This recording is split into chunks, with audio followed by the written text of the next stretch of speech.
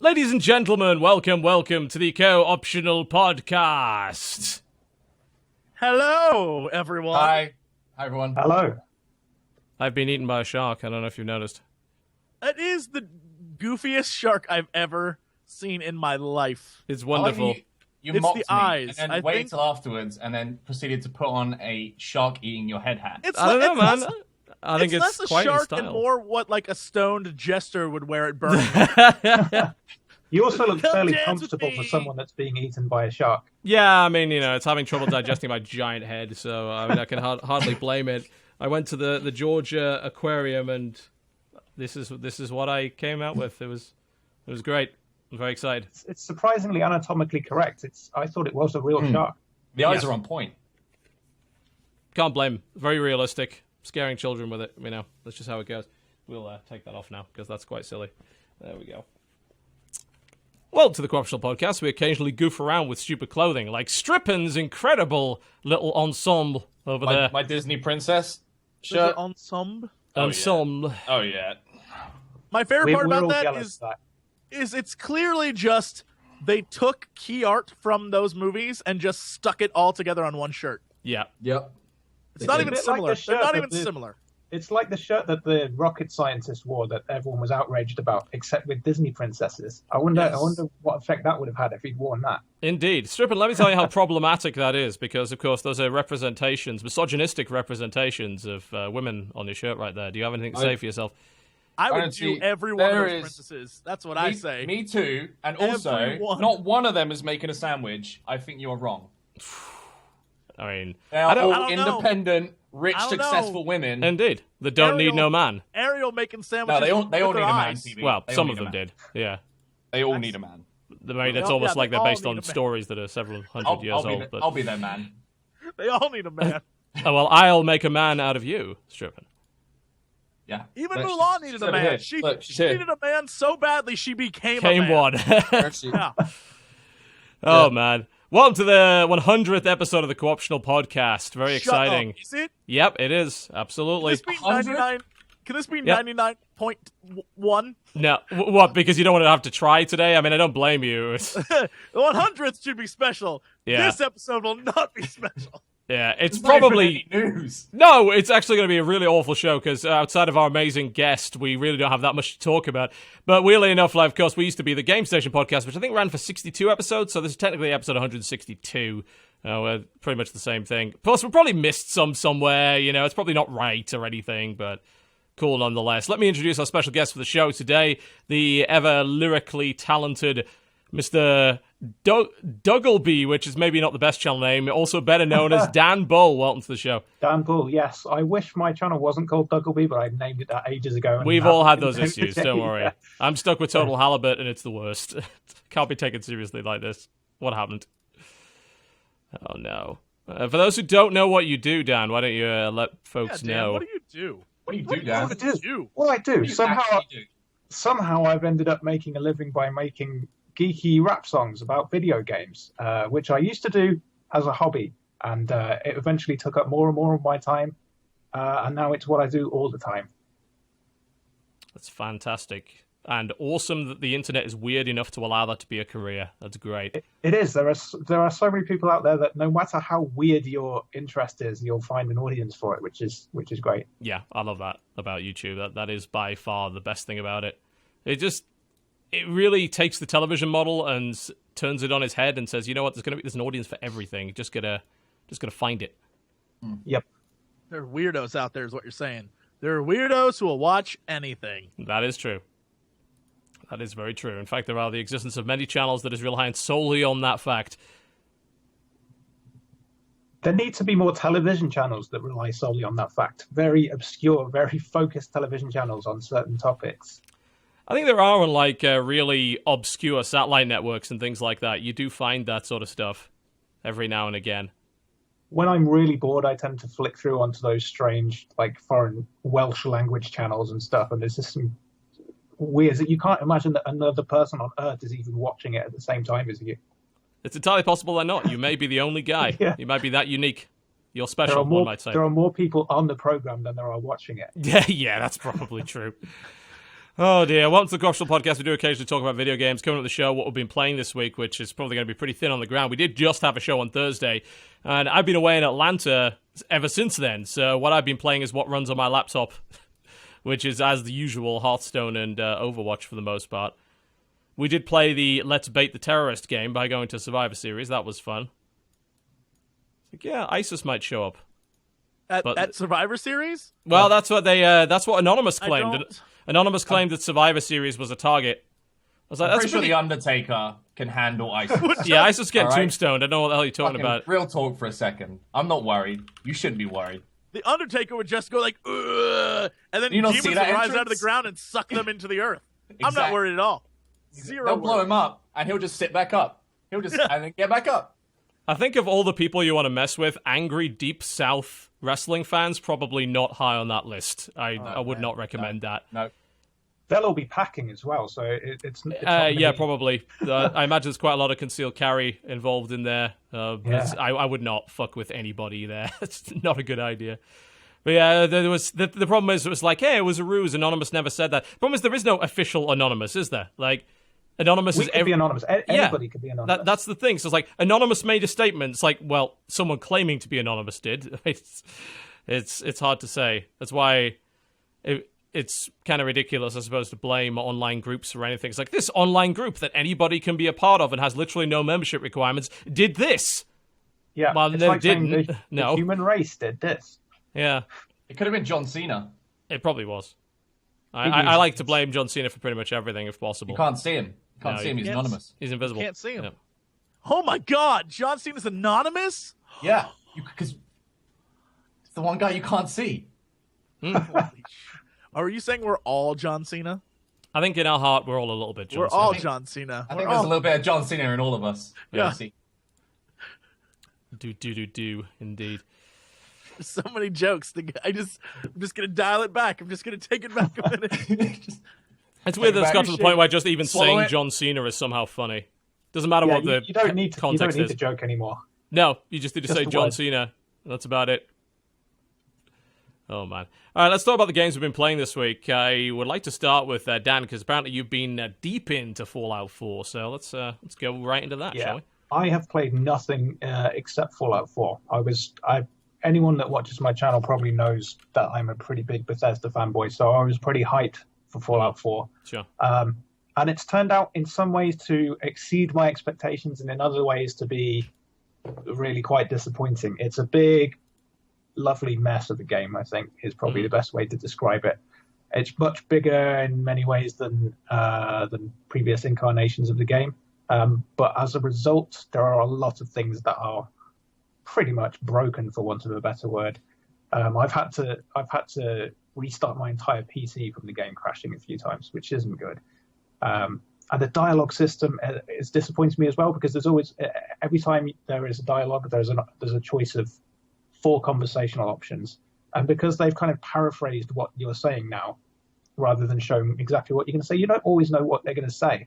So I've occasionally picked a dialogue option and then instantly regretted it because the character has said something that I didn't think they were going to say. But they have apparently there's been some mods released that There's a fix mod that. now. Yeah. Yeah.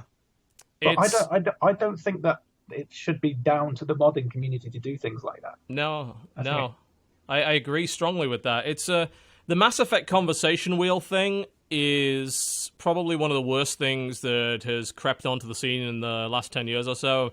I hated what they did to Dragon Age. I loved the nuance of having a mute character that could say some very complex things that I could choose from in Dragon Age Origins, and I absolutely despised what they did with the games after that.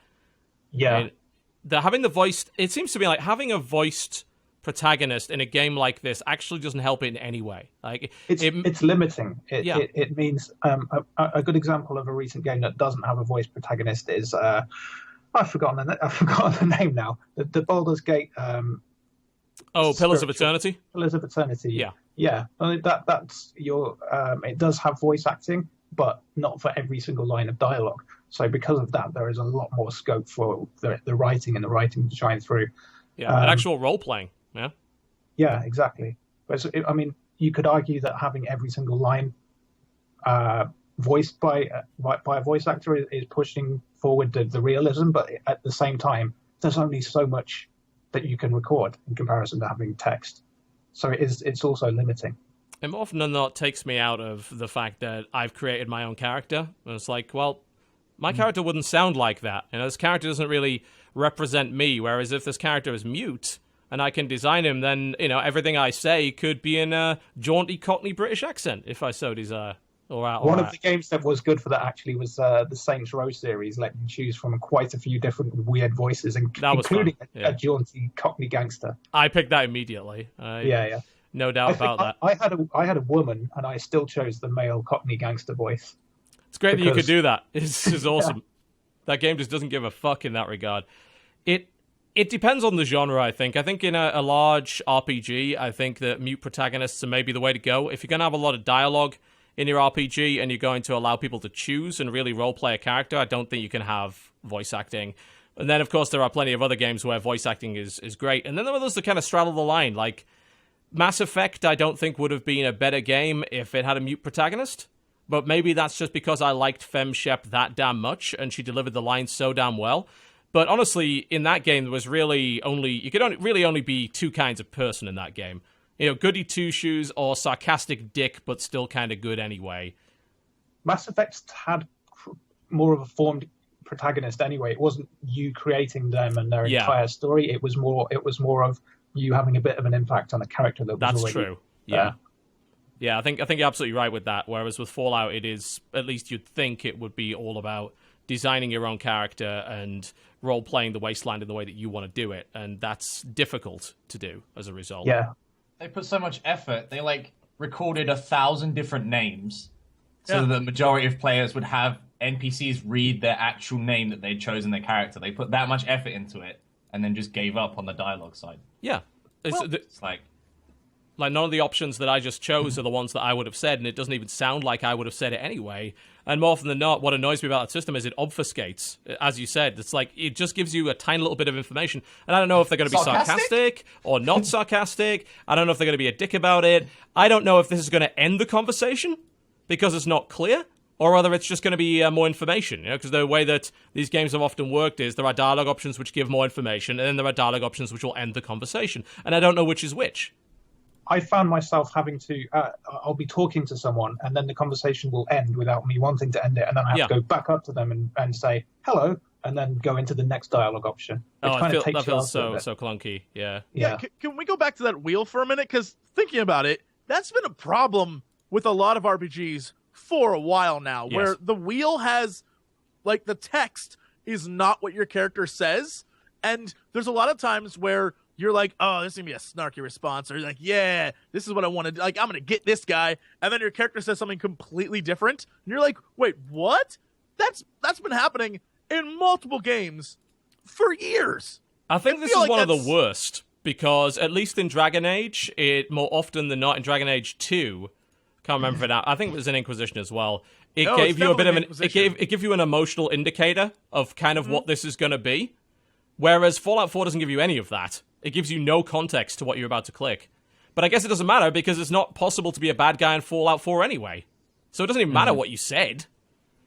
Usually the dialogue options end up with the same result anyway. They're more of a cosmetic thing. Yeah.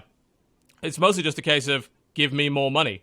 And there's no moral system involved in that. Like, there's no reason for you ever not to pick the give you more money option.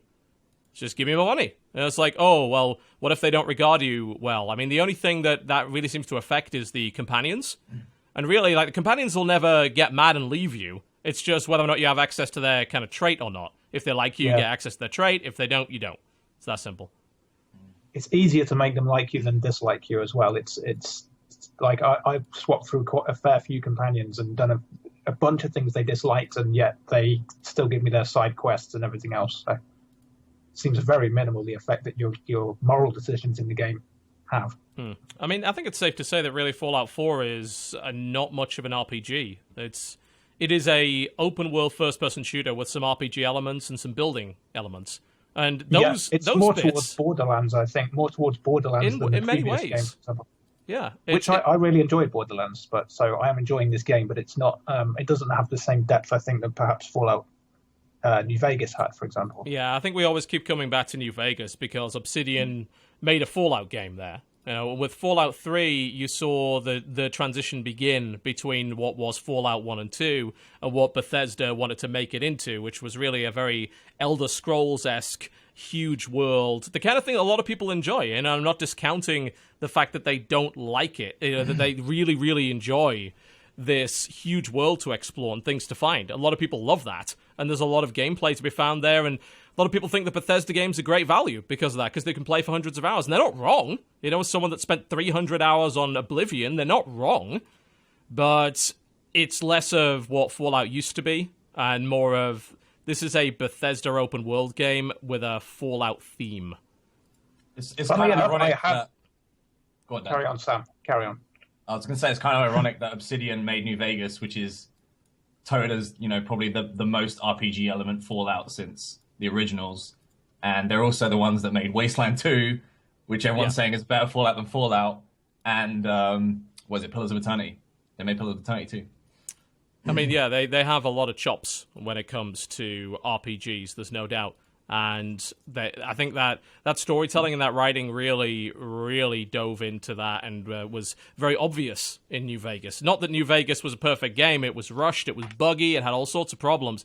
But it was more of a Fallout game than this is, I think. You know, it was maybe the true Fallout 3. Simultaneously, though, it's not like people don't enjoy Fallout 4. The shooting, I've got to give them props for that. They really have nailed that down. Combat is something that Bethesda has not done well, like, ever. And this is the best combat system they've done in ages. The guns feel like guns. They feel like they have real recoil. They feel responsive. They hit where they're supposed to hit. There's a large variety of them. The customization on the guns, and the fact that you can get that right from the start of the game, I actually really love that. I love tinkering with my gear, and Fallout 4 is chock full of that. That's good as well. Yeah, one of the really good things about the crafting and customizing system as well is that you can't really lock yourself out of anything. There's no item you pick up where this item is too much of a high level for you to use. If it's too much of a high level, then you probably can't make it anyway. So whatever you can make, you can use. And then you can spend your skill points to, if you want to focus in weapon crafting, you can spend your skill points in weapon crafting or armor crafting. So everything that you pick up, you can use, and everything that you're capable of making, you can use. There's no kind of lockout by being too high a level or too low a level. Yeah, that is very true. Fallout 4 definitely does a lot of things right. It's just the direction it's gone in for me personally as a Fallout fan is not what I wanted. But I know for a lot of people, especially considering how well it's sold, it's obviously gone in the right direction. Now, it's selling a lot more than the original games did. It's a lot less niche. It appeals to a wider audience. There's no doubt about that. I remember buying Fallout 2 back probably 15 years ago or so, and I had no idea what it was at the time. And I couldn't play it because I hadn't really played a turn-based RPG like that before, and I gave up on Fallout 2. I actually had a similar problem when I first bought it. Yeah. Probably if I went back now and explored it, I'd probably find a lot more and get a lot more out of it. But at the time, I think I was a teenager used to playing shooters and stuff. Yeah. So back then, I probably would have really enjoyed Fallout 4, which wasn't available. And Fallout 2 was totally alien to me. Whereas now, perhaps, I'm probably going to be the opposite. And I've got a bit of fatigue of playing massive open world exploration games and shooters. I'd probably rather something with a tighter storyline and more RPG elements. Yeah, something a bit less grindy. I mean, for me, it's the opposite of what a lot of people like about Bethesda games. They see Bethesda games as great value for money because they get hundreds of hours out of it. But for me, I don't want a game that'll give me hundreds of hours because there are too many games. There have been too many games for a long time. I want to play lots of different experiences. And I don't want to sink so much into just one title, especially when a lot of what I'm doing is not actually great gameplay. It's just going through the motions. Running around picking up junk everywhere is not enjoyable. What happens afterwards, if I'm able to make it into something fun, can be, sure. But sometimes, especially with this game, sometimes the making fun stuff it doesn't exist. Like, even the making stuff is going through the motions in Fallout 4. Like, even the process of just making things, you're like, making this again, doing this again. Like, it drives me crazy. I'm not a fan of Fallout 4. I just don't like it. I think it's definitely pandered to a bit of a change in what a lot of people have been enjoying from their games over the last few years. They've realized that players like to be a bit more creative, and as a result, they like a bit more of a sandbox. And Fallout 4, I think, is definitely a response to that. I don't think there's any question that Fallout 4's building and stuff probably would have never happened if Minecraft didn't exist, or if the various early access survival games didn't exist, things like Rust and Ark and all that sort of thing. I think it's a definite response and a shift towards what a lot of people are enjoying these days. It is. I'm not sure how well it's been integrated into it being a single-player experience, though, because the building side almost, although it's a lot of fun, it does feel just like a sandbox, where it doesn't feel like it's particularly contributing to the advancement of the plot. It feels tacked on. It feels last-minute tacked on. Oh, well, I mean, the interface for it's a nightmare. It's I tried building a little settlement in that, and it's just like, what is this? It reminds me of what there was an older game. What the hell did they call it? The Bureau, which was that XCOM third-person shooter that tried to have a strategy layer on it, and yet all the strategy layer was actually just using a third-person camera, and it even collided with the terrain in the same way. I was like, the only way this was going to work is if you made a separate UI for it, and you didn't. And Fallout kind of feels like that as well.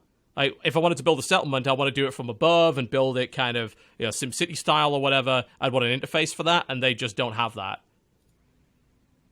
I have to say, it was difficult to begin with, but I got kind of used to the interface after so many hours of building. Yeah, you do. It's kind you of definitely do. Intuitive now, and I do understand why they haven't gone for the kind of God mode approach, because the rest of the game is played pretty much from first-person perspective. So sure, the building could be as well. But having said that, they could have implemented, the aspect of the game where you can assign roles to different settlers. You could assign buildings, so you could tell people to build this, tell people to build that, rather than just farming and moving items back and forth. Yeah. I think this is probably preaching to the choir, but I feel like this is the perfect example game of why a number rating system is awful, because every review I read was like, yeah, here's all the problems that are wrong with it, 9.5 or anyway. 9. Yeah. And it's like, I know that deep down in your heart, you want to give this like an 8 or a 7, but then when you hit that, then it's like, oh, that means it's a bad game. If I give it a 7, that means it's a bad. Like, then why the hell have 1 through 5? You're never going to use them. Yeah. Why have them? And, yeah. I mean, there was a little spat, which I think is like over and done with now, where on one of the Rooster Teeth podcasts, a couple of people on there were taking shots at Jeff Gersman for giving the console version of Fallout 4 a 3 out of 5. And the reason he did that is because on console it runs like absolute shit. And it's buggy and it has performance problems. It's like, you know what? I can't in all good conscience give a game that runs like that this high rating. And he was one of the only people willing to do that. It's crazy that 3 out of 5 is considered a scandalously low score as well. I mean, that's above average. Like 2.5 would be average there. Well, if I see like a 2.5 out of 4 at a movie, I'm like, all right, cool, it ain't that bad, and I'm in. Yeah, like, I'll probably watch it. It's average. Dude, if I see 2 stars on Netflix, I'm giving it a go. All right. Yeah, like, all right, this isn't awful. Yeah, it could be a terribly good, bad movie. I don't know. But if you see a game that's below 3, you assume that the game doesn't even work. Right. Yeah. It's right. that So bad. it's like, what's the point of having like those kind? It drives me crazy, and I think it's a very good point to show that Fallout has a lot wrong with it. All the reviews are just like, it has problems, but 9 out of 10. But it's Fallout. We can't give a Fallout game any lower than that. I think like if you look at the way movies are rated in particular, and the huge differences in things like Rotten Tomatoes or IMDb, there are plenty of movies on there that I've enjoyed that have been like 5 out of 10, 6 out of 10, no problem at all. And I think for games, it's very rare to find a game that's consistently rated around like 60 or 70 that you really, really enjoy. It's got to be almost a case of them not understanding the game. Like when IGN's infamous review of God Hand gave it like a 3 because the guy who reviewed it didn't get it. There are some times when that occurs, but I think with a popular game, a hyped game, there's no way that game is getting anything less than an 8. And there's a number of reasons for that. And a lot of reviewers are terrified of it. Yeah, of course, all of them are wrong, definitely. I think one of the problems with this is, and it's the same with films, if I read an honest review of a film that brings up some bad points and gives it like a 6 out of 10, I go into the film expecting a 6 out of 10 film, and then I am pleasantly surprised if it exceeds my expectations. And this is like what's happening with Overwatch, and I'm sure we'll touch on that later, but it's so common in games where journalists are so afraid to rate a successful, popular franchise poorly that people read a good review and then they go in and then they're disappointed. Yep. Well, there's because a lot of they were misled to an extent by a review. There's a lot of confirmation bias involved as well. I think a lot of gamers only look for reviews that confirm what they already thought in the first place. They only look for good reviews to justify their purchase. They even look for that after they've already bought it. I've had people that bought a game and then I'll put a video out 2 weeks later, get mad at me for my opinion. It's like, you already own the game. Why the fuck do you care? You're enjoying it. How does my opinion change that? I mean, that's ludicrous. You're already having fun, so why are you even looking at my opinion? You know?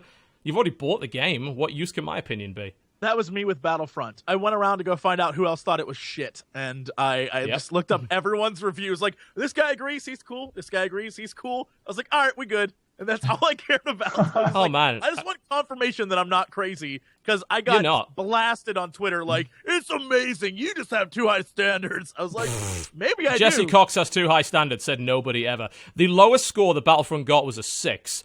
And if I was the sort of person that would give reviews, that would be the highest score I would give Battlefront. I'd probably give it lower than that. And I think that a lot of these people didn't give it that because it looks really pretty. And it's Star Wars, and it's a big budget, fun-looking game. It's like, well, we can't give that a 5. You know, it looks far too pretty to be a 5. It would be interesting to see what kind of response that game would get if the Star Wars kind of skin was removed from it and it was a completely a new IP. Game? It would burn. Yeah. It would burn. It would burn. Yeah. People want it to succeed because it's everything like they dreamed of as a child. So people are reticent to perhaps admit that it's not what they were expecting. Yeah, I think so. And again, there's a lot of fanboyism surrounding that. I think that the two games that I've got the most backlash for talking negatively about have been Fallout and Battlefront over the last few weeks, no doubt about that. Because people they're really emotionally invested in these games, you know, and if you tap on their shoulder and say, hey mate, maybe it's not as good, they get really, really upset. It's which is strange, oddly enough, because if you're enjoying it, then you shouldn't care what anybody else thinks about it. Right, and I feel like if you're just the average gamer and you're just someone who enjoys the franchise and you like Battlefront, cool. That's your jam. I'm glad you enjoy it. But if you're like someone who's reviewing and you're supposed to be reviewing and like looking at the game and talking about what the game is and getting in detail about what's in it, it's your job to be like, this game's kind of shit. There's a lot of this game that's not good. And that's cool. If people play it and they still think, oh, this is a great game, screw that reviewer, fine. But as a reviewer, it's your job to call out the BS in the game that's there. And it drives me crazy. Like, I don't like this whole new system of like, well, as a fan and a reviewer, you can't be that way. You can't be that way, dog. You can, but you've got to be very clear about distancing those two things from each other. And that's why you haven't. I've seen no Witcher 3 stuff from UTB, and it's because like you're like, I can't be impartial with that. Well, that's because literally I was getting money from GOG. Like, there's a bit of a difference between, I think, being a fan, like, say, I really like the books of Witcher 3, or GOG is literally paying me monthly to sponsor my esports team. You know, there's a difference between conflict of interest and undue bias. You know, you can be biased towards it. I look at every 40k game, for instance. Like, I'm big into Warhammer. I look at all the Warhammer games. So, to some people, that's valuable, because I know a lot about Warhammer, so I can give an interesting perspective. Simultaneously, you could argue that there's some games that I only play because they're Warhammer, and if they didn't have a Warhammer theme, I would never touch them. And theme is important to a lot of people. The point you were making about Star Wars. You've called out some Warhammer games on being I've called out most of them shit, because they are. Fucking awful. So, I mean, yeah, there's a difference between being a fanboy and just acknowledging reality. And look, as a Star Wars fanboy to the nth degree, I wanted that game to be fucking amazing. And for a while, I was like, give it time. It'll be good. It'll be good. And even after I played it at E3, I was like, all right, you know what? That sucked. That demo was awful, but they'll improve it, right? Yeah, maybe they'll improve it. Nope. And I can't, if you're a fan, you need to have the highest standards. And that's why there's also a difference between being a fan and being a fanboy, I think. Yes. Because a fan is someone that likes it, and a fanboy is someone that will claim to like it no matter what, and can't tolerate someone disliking it. Yeah, this corporate loyalty thing is the dumbest thing that maybe has popped up over the last 10 or so years. Like, I'm loyal to this company or this product. Like, no, idiots. They're not loyal to you. You know, they will encourage this attitude because they want a guy who will tirelessly post about how great their shit is on the internet all day for free. Not only for free, this person's giving money to the company for the privilege to do it. It's the stupidest thing in the universe. But, Jesse, you brought up an interesting point. As a Star Wars fan, I mean, you and yourself we all have biases, and you have a bias there because your expectation was maybe higher as a hardcore Star Wars fan than a casual Star Wars fan would be. Well, Star Wars fan expectation was, are the scenarios cool? And admittedly, as a Star Wars fan, I love playing on Hoth. I thought Hoth was amazing. I love going to Sullust. I love the experience, but when you play the gameplay's shit. Like, I love the experience. I love the idea of what it can do. And I think that's when you have that fanboy level where it's like, I'm here, I'm doing this, this is so cool, I'm in this world. I will ignore everything else about the game that is garbage. And I think that's kind of what they were going for, is give you the experience, and hopefully they'll forget that, they'll ignore the flaws with the game. Yeah, and some people have. Yeah, and as a person who plays games for a living, you just can't ignore the flaws. You're like, no. I can't do it. And as a massive fan of Star Wars, it's like, all right, I like some of the stuff here, but a vast majority of it makes it impossible for me to want to come back to it. It's interesting because fans can simultaneously be the biggest critics of a developer or a property, and they can simultaneously also be the biggest defenders that will blindly ignore everything. You know, it's the console wars are a prime example of that. People still war over PS4 versus Xbox One, which is ludicrous. It's like, what is there to fight over? You know? I mean, if you had the money, you'd buy both, right? And people will turn around and say no. We're like, they're idiots. Why would they? It's such a small margin of difference as well to care about. I mean, they both essentially do the same thing. It's only a superficial difference between them. It's like a handful of exclusives, and that's it. Yeah, and there's a bit of a performance difference between the two, but not, they both still perform badly, compared to PC. But the PS4 has more powerful hardware. That's obvious. But regardless, it's just a case of why be so loyal. It's all about, to me, reinforcing your purchase decision. For like consoles in particular, it's a lot of a case, well, I can only afford one, so the one that I choose has got to be the best, right? And I couldn't have made a bad choice when it came to my purchase. That happened a lot. I remember being at school, and this was at the time when it was the original Xbox and the PS2 it would have been. Yeah. And people's opinion on which was best was pretty much exactly corresponding to the one that they owned. They owned, exactly. No one would say, well, I've got an Xbox, but I think the PS2 is better. No one was going to say No one would admit to making that mistake, because the perfect consumer, they always buy the best thing. They're always the most informed, even though they aren't. And they always believe that whatever they chose was the best option. Anyone that didn't choose it is an idiot. There was this great little comic, and see if I can actually find it, that I think sums up like tribalism and fanboyism really, really well. It's called the Rabbit God and the Duck God. And I've seen that. Yeah, the image is, there can be no peace until they renounce their rabbit god and accept our duck god. And they both have a banner with exactly the same picture on it, but one side thinks it's a duck and one side thinks it's a rabbit. Oh, cool. It's really a lot like that. The ears or the beak. Yeah, ears on the beak. Yeah, it's like it's just two interpretations on basically the same thing. You're fighting over nothing really, and to a lesser extent, it happens with games because games are expensive. November is a nightmare month for a lot of people because they can't afford all the games, so they've got to make choices. And if they choose something, they become invested in it. If they chose Battlefront over Black Ops, they're probably going to shit on Black Ops and say Battlefront's amazing. Which is a bit unfortunate. Poor Black Ops. Well, hey, we talked about Black Ops, and me and Strippin are both we're on board with Black Ops. It's like, I love it. It's a COD game, and it does COD well. You know, that's what I'll say about it. Like, it does Call of Duty well, and it has a lot of content. Actually, surprising amounts of content for what's in the box. Two but it's campaigns. still COD. Yeah, 2 campaigns, like, which is really surprising. You play through the first campaign, and then you can play it again, and everyone becomes a zombie, and it changes the plot entirely. Like, they have a New Game Plus, which is is a different plot. It's like, wow, you actually did that. That's really surprising. And the zombie mode is really fleshed out, and there's a shitload of multiplayer modes, like a fucking huge number of them.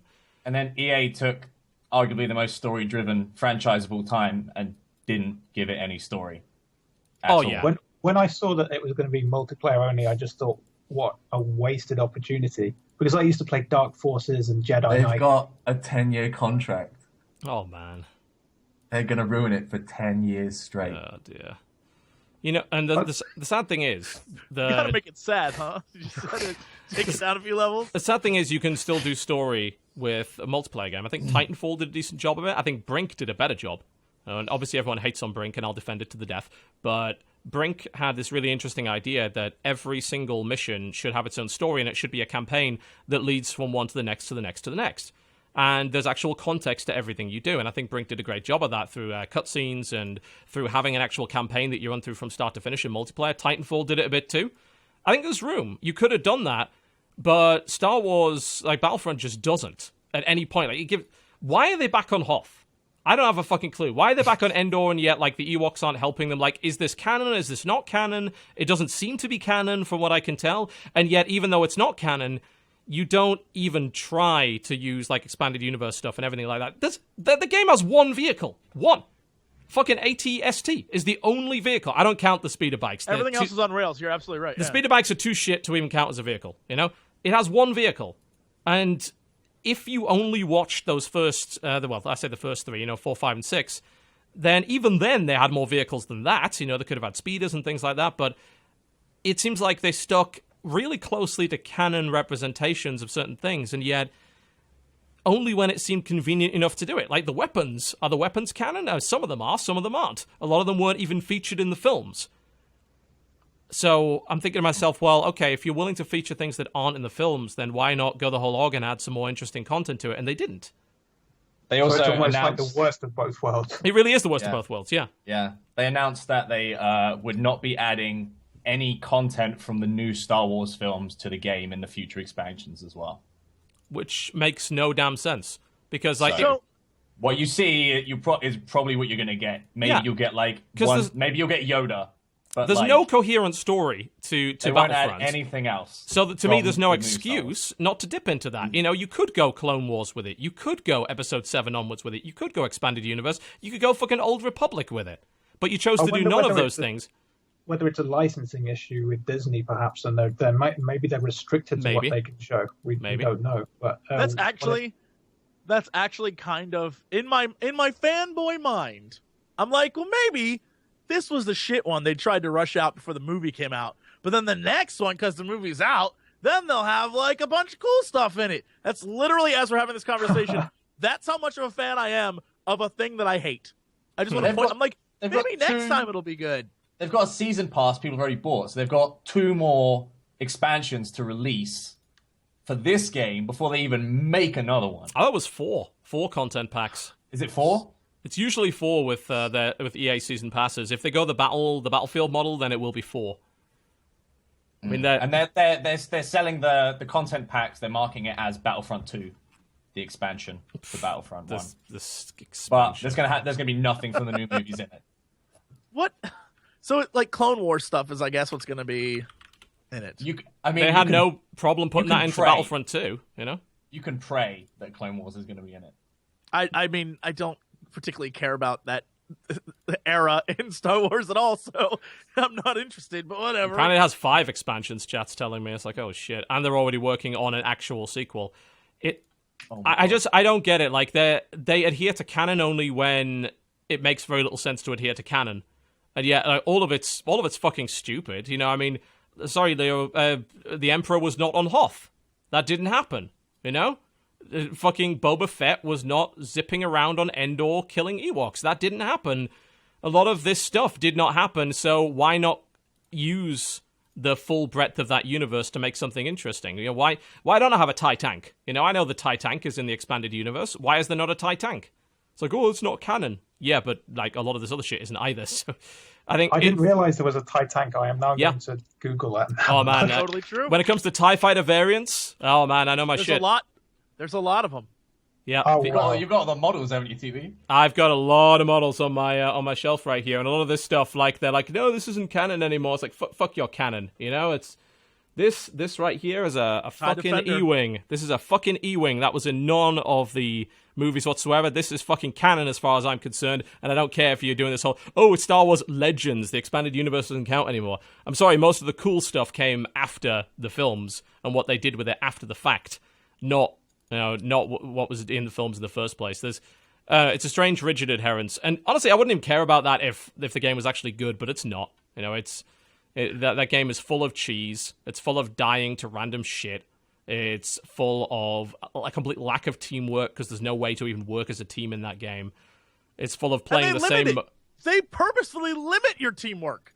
They like keep the amount of people you can have. Oh, god damn it! I hate that game. I hate that game. The partner system is pointless. The partner system is just a walking, silent spawn point.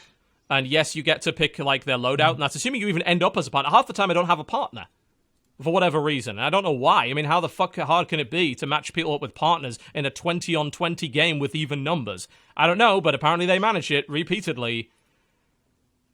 So there's I'm just realizing how much I miss LucasArts now, because there was a golden era of Star Wars games. Some of the first PC games I had were Dark Forces, TIE Fighter, Rebel Assault 2. They were all fantastic. Fuck Rebel Assault 2. That game was evil, but everything else great. Are you kidding me? That game was so difficult. It was the most difficult on-rails evil fucking game I've ever played. It was tough, but it did really make you feel like you were in a Star Wars film more than anything else that I played. I'll give you that, yeah, because I think at that time it was like, hey, we're just going to focus on making an authentic Star Wars experience that's on rails as fuck, and we're going to let you do it in different ways. It's like, hey, you're in an X-Wing now, hey, you're in a speeder now, and all that kind of thing. But that game was rock hard. Oh, God. They did quite a lot of FMV stuff as well, didn't they? Yeah, they did, yeah.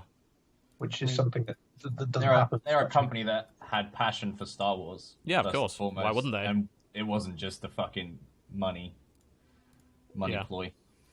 You know what I'd like to shut down, by the way? The people that keep telling everybody, oh yeah, Battlefront's just a Battlefield reskin. No, it isn't. And that's the problem. Because if it was, it would be a lot better. It's not at all a Battlefield reskin. It abandons most of the principles that make Battlefield a good game. Whether it be squad play, teamwork, combined arms, sensible spawns, proper game modes, all that kind of thing, that's not there. You know, there's no fucking power-ups. Well, actually, that's not true. There are a couple of power-ups in Battlefield recently, but generally speaking, it's not a power-up-orientated game. You don't have an ability that just calls down orbital strike and kills 10 people from the fucking sky. Everything has a role. Everything has a proper counter. And it has good gunplay. Like, Battlefront, they deliberately made the gunplay pseudo-random. They added random scatter to the guns, and they made most of the engagements at long range. So in reality, your actual shooting skill is not that relevant. Jesse's just slowly looking at the ground, just nodding. Yeah. That's because he's right. It's a shit game, and I can't handle the amount of shit I got over the last 2 weeks that's like, you're wrong. I hope you die. I'm like, oh my god, all right, well. It's asininely bad. Like, it's got a bunch of game modes, and yet there's only one game mode that's even worth playing, and that's fucking Walker Assault. And even Walker Assault isn't properly fleshed out enough to be interesting. It doesn't take advantage of the various areas you're in. You know, why is it that on Endor we can't, like, use Ewok traps and shit against ATSTs and, you know, have logs fall on them and shit? You know, that would be thematic and useful. It's like, hey, we'll give you speeder bikes, except we'll design the level in a way that speeder bikes can't be used. Totally useless. You can't do anything with them. They're fucking useless. I've only seen two guys ride them, and they immediately went into a wall/tree. Just you can't do anything with them. Like, you can't. Maybe a second on the bike. You are better off being on foot. Like, not only are you a smaller target, but your gun's better on foot. The guns on the front of the speeder bikes are fucking garbage. And really, there's no... You know, the level isn't even designed around using them. It would at least make sense if you could jump a couple of people on a speeder bike and have them speed to the objective. But there's no way to do that. Most of the objectives are, like, indoors, or they're fucking on a hill that you can't get the speeder bike up, or whatever. So you can't even use them for that. I don't even know why they're there. They're there just because they're there to tick a box. You know, it's like, it's a Star Wars game. It almost feels like the same with the fighters as well. It almost feels like, to me, for the most part, the fighters are there to tick a box. Because you've got to have X-Wings and TIE fighters in a Star Wars game. But, like, what the hell is the point of most of them? I have to ask. Like, outside the Snowspeeder, which, in a very, very rare circumstance, might bring it down. Which happens maybe once in 100 games but at no one most. ever uses it, yeah. Yeah. What is the point? Like, you move so very quickly, it's actually kind of hard to provide ground support with any of those aircraft, and they're not even designed for that anyway, really. Their abilities are designed around going fast for the most part and locking on to a vehicle. Like, you can kill an AT-ST with it, or you can do damage to an AT-AT with it. But outside of that, what is the point of even using fighters? There's no reason. They don't contribute to the battle in any way. I mean, to be fair, Battlefield has had this problem for ages, where there's like, well, jets are in the game. Yeah, but what do they do exactly? Get shut down by AAs. Yeah, get shut down by AA or other jets. Like it would be alright if you could actually see targets on the ground. You barely can. But especially on Hoth, they're all white colored. Oh so god, yeah. What the fuck am I shooting at? Oh god. I think like the biggest example of just how stupid Battlefront is with just including things for the sake of including things is the fact that Imperials can get a fucking anti-vehicle turret drop. The Rebels have no vehicles. There's no point in that even being there. That power-up is literally useless. It's completely worthless. Oh man. I don't like anything about that game other than how it looks. I hate how it plays. It's one of my least favorite FPS. Sound design's cool. It sounds good. Yeah, it sounds great. It looks fun. great. One of the best looking games I've played all year. And that's all it is. It's a pretty face. That sucks. Do you think it's a game that if it was opened up to the modding community, that the modding community with their passion of being Star Wars fans and stuff would be able to kind of salvage it and maybe make it into what people were expecting? Mm-hmm. Yeah, maybe they'd have to completely change the gunplay. I'd say take out the vast majority of the cheese, The fucking spammable infinite 5-second grenades need to go. The orbital strikes pretty much need to go. The thermal imploders, even the way like AT-STs work in that game, there's no middle ground between how an AT-ST operates. Either an AT-ST murders 30 rebels before it goes down, or instantly gets shot by 2 people that happen to spawn with ion torpedoes or a smart rocket. Like, there's no middle ground. And it's like that vehicle has a high variance and is just annoying as shit. If that vehicle comes up to you and you have no way to deal with it, well, you're going to respawn. It's as simple as that. Yeah. Because you're not part of a squad that might have a balanced anti-vehicle or whatever. It's like, hey, take cover while anti-vehicle guys pick off. No, there's none of that. Does the guy have an ion torpedo or a power-up? If not, the AT-ST is going to dominate. It's that simple. But, I mean, you'd have to change a lot about it. You'd have to change the gunplay. I think you'd have to redesign the maps in such a way that they didn't have such shitty spawns. You'd have to redesign them in a way they're more interesting. Take away KD entirely. Why is that even in the game?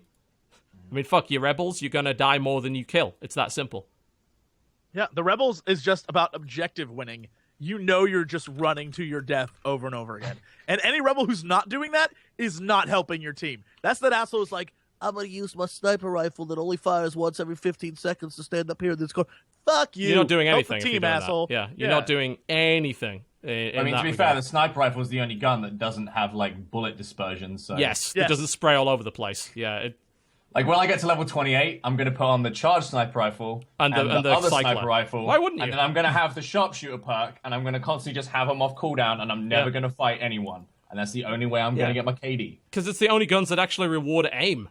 The rest of them are just like, don't overheat your gun and fire in bursts. And you may kill the guy or you may not. Because it's down more often than not to the random dispersion of the shots.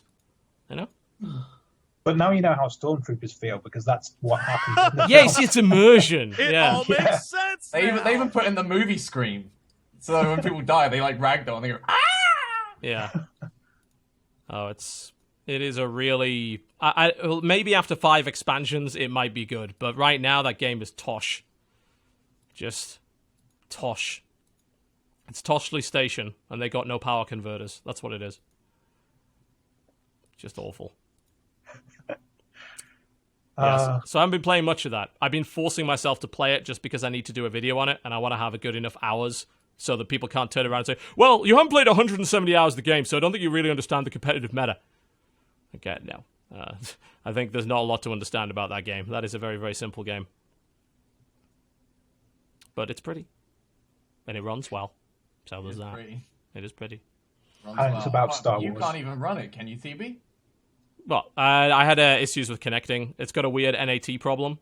Like, no other game seems to have that. I had to plug my modem I had to plug my PC directly into my modem to actually reliably connect to servers. Because most of the time it would just disconnect me for no reason. It's the only game that does that. I've never seen a game that ever has operated that way. I had that with Far Cry 3 for some strange reason. I don't know why. But yeah, it shouldn't be happening. Definitely odd. Definitely odd. Okay, let's take a break, and then we'll come back. We'll talk a little bit more about the games we've been playing this week. Hopefully, more positive talk about the game we've been playing this week. I certainly hope so. You're watching the Co-Optional Podcast. Don't go anywhere. We'll be right back. Well, ladies and gentlemen, welcome back to the Co-Optional Podcast. You just heard the sounds of our guest Dan Bull with his Star Wars Battlefront rap, which is a lot better than the actual game. Just want to point that out. I can't say that myself, but if that's your opinion, then that is my opinion, that. and I'm sticking to it. There we go. Oh man, what have we been playing this week? I know, Stripper, you've been still playing a lot of Black Ops, so how's that been going? I played a little bit of Black Ops. It's still going good. I got a little bit addicted to the case openings. Oh yeah, that game actually does have a sort of loot system. I don't think I've played it enough to get my first loot drop yet. It's all cosmetic though, right? Yeah, it's all cosmetic, from emotes to rare to outfits, and they're rated like common, rare, and legendary. And so basically you get a couple of points every game, and you can use 10 points to open a chest, and you get 3 items in the chest. Yeah. So you can get like legendary skins and all these kind of collectibles. You can't get anything with real money. It's all just in-game stuff. So it's purely rewarding how much you play, which is really cool. But yeah, I played that. I played Fallout. I went back to Fallout 4 this week, and I actually played it kind of differently than how I played it initially, because I was disappointed with the base building and the storyline and stuff. So I was like, all right, I'm going to make a character called One Punch Man based on the anime. Okay. So I made One Punch Man, made it look like him and everything. And so the whole premise was I was playing on the hardest difficulty. I was only allowed to use fist weapons, and I was not allowed to use power armor. That was the whole playthrough. And we ignored story mode, we ignored dialogue, we ignored quests, and I just walked around Fallout just fighting the hardest monsters I could. Actually, one-punched a Deathclaw at one point because the game bugged out, and I punched the Deathclaw and it threw him 500 feet into the air, and then he died on impact when he landed. So it's just standard Fallout 4 bugs. And they made it. The playthrough was fun. It was really fun because we just kind of took the mickey out of Fallout, and it was literally just a case of, oh, there's an enemy, let's see if we can kill him in one punch. And that was the whole thing. Today I've been playing Bloodborne. The DLC came out today. New DLC, yeah. Mm-hmm. The Old Hunters. I was watching a couple of content creators stream it yesterday. It looks amazing. Really, really good reviews. A lot of people saying it's the best DLC that From Software have ever come out with. And they've made some pretty good DLC. And they have, yeah. It's getting really, really good reviews. So I'm working my way up to playing that later tonight, which should be really good. Probably going to play that after the stream. I heard some weird things about, like, as usual with From, they don't, like, give it access to you immediately. There's a way that you've actually got to get access to the content. Mm-hmm. So you actually have to beat the 4th boss in the game.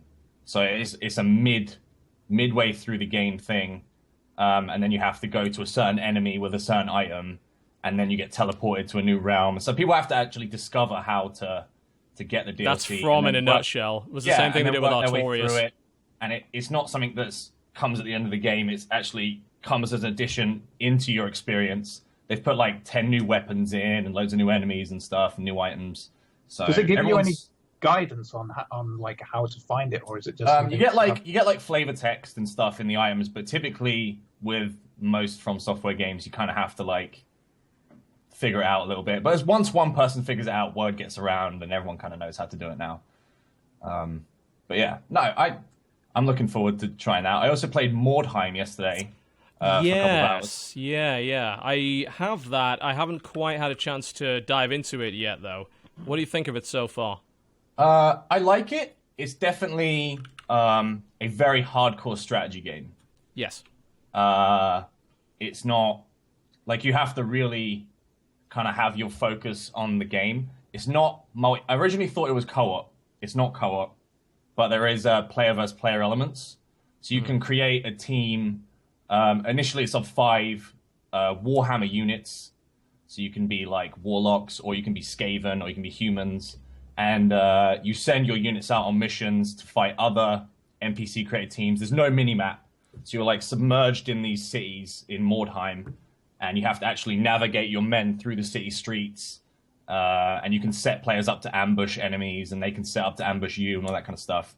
And it's actually got like injuries and deaths and all that kind of stuff. It has that persistence like Blood Bowl does. Yeah. So your character can actually lose an arm, and if he manages to survive and you get him treatment, he can actually rejoin the fight with one arm and stuff like that. So it's like it's pretty cool having a guy that gets mortally wounded and then he's like comes back and he becomes like a boss and he gets stronger and stuff. So someone in chat was saying they were playing, I think, like the Chaos Cultists, and one of their main guys lost his right arm, but next level up, he got a mutation that regrew him another arm. That's amazing. He had like a Chaos Tentacly arm after that. It's people are looking at on the stream are probably kind of confused as to what it is. It is a turn-based game, but it's not done from a top-down perspective. It's actually done from a sort of third-person perspective, and how far you can move is indicated with a circle on the ground. So it's a little bit of a weird way of doing things, but I imagine a lot of that has got to do with trying to ambush people, as you mentioned earlier, not being able to see the entire map at any given time. Yeah, I really like it. You can like jump up, you can set up archers in windows and overview of the street, and also they have like side quests. So you'll have, depending on what race you pick, you'll have an overlord, and every 10 days he will demand tribute of you. Right. And the tribute is often in the form of these crystals, and you have to warp stones. Yeah, you have to explore the town and find the warp stones, and the enemy team is also finding the warp stones. And you can only carry like 2 per guy, so you have to try and cart them back and forth to your cart, which is your base that you start with in the town. The enemy can steal them from your cart, you can steal them from the enemy cart. So there's a lot more elements than just fighting the enemy team.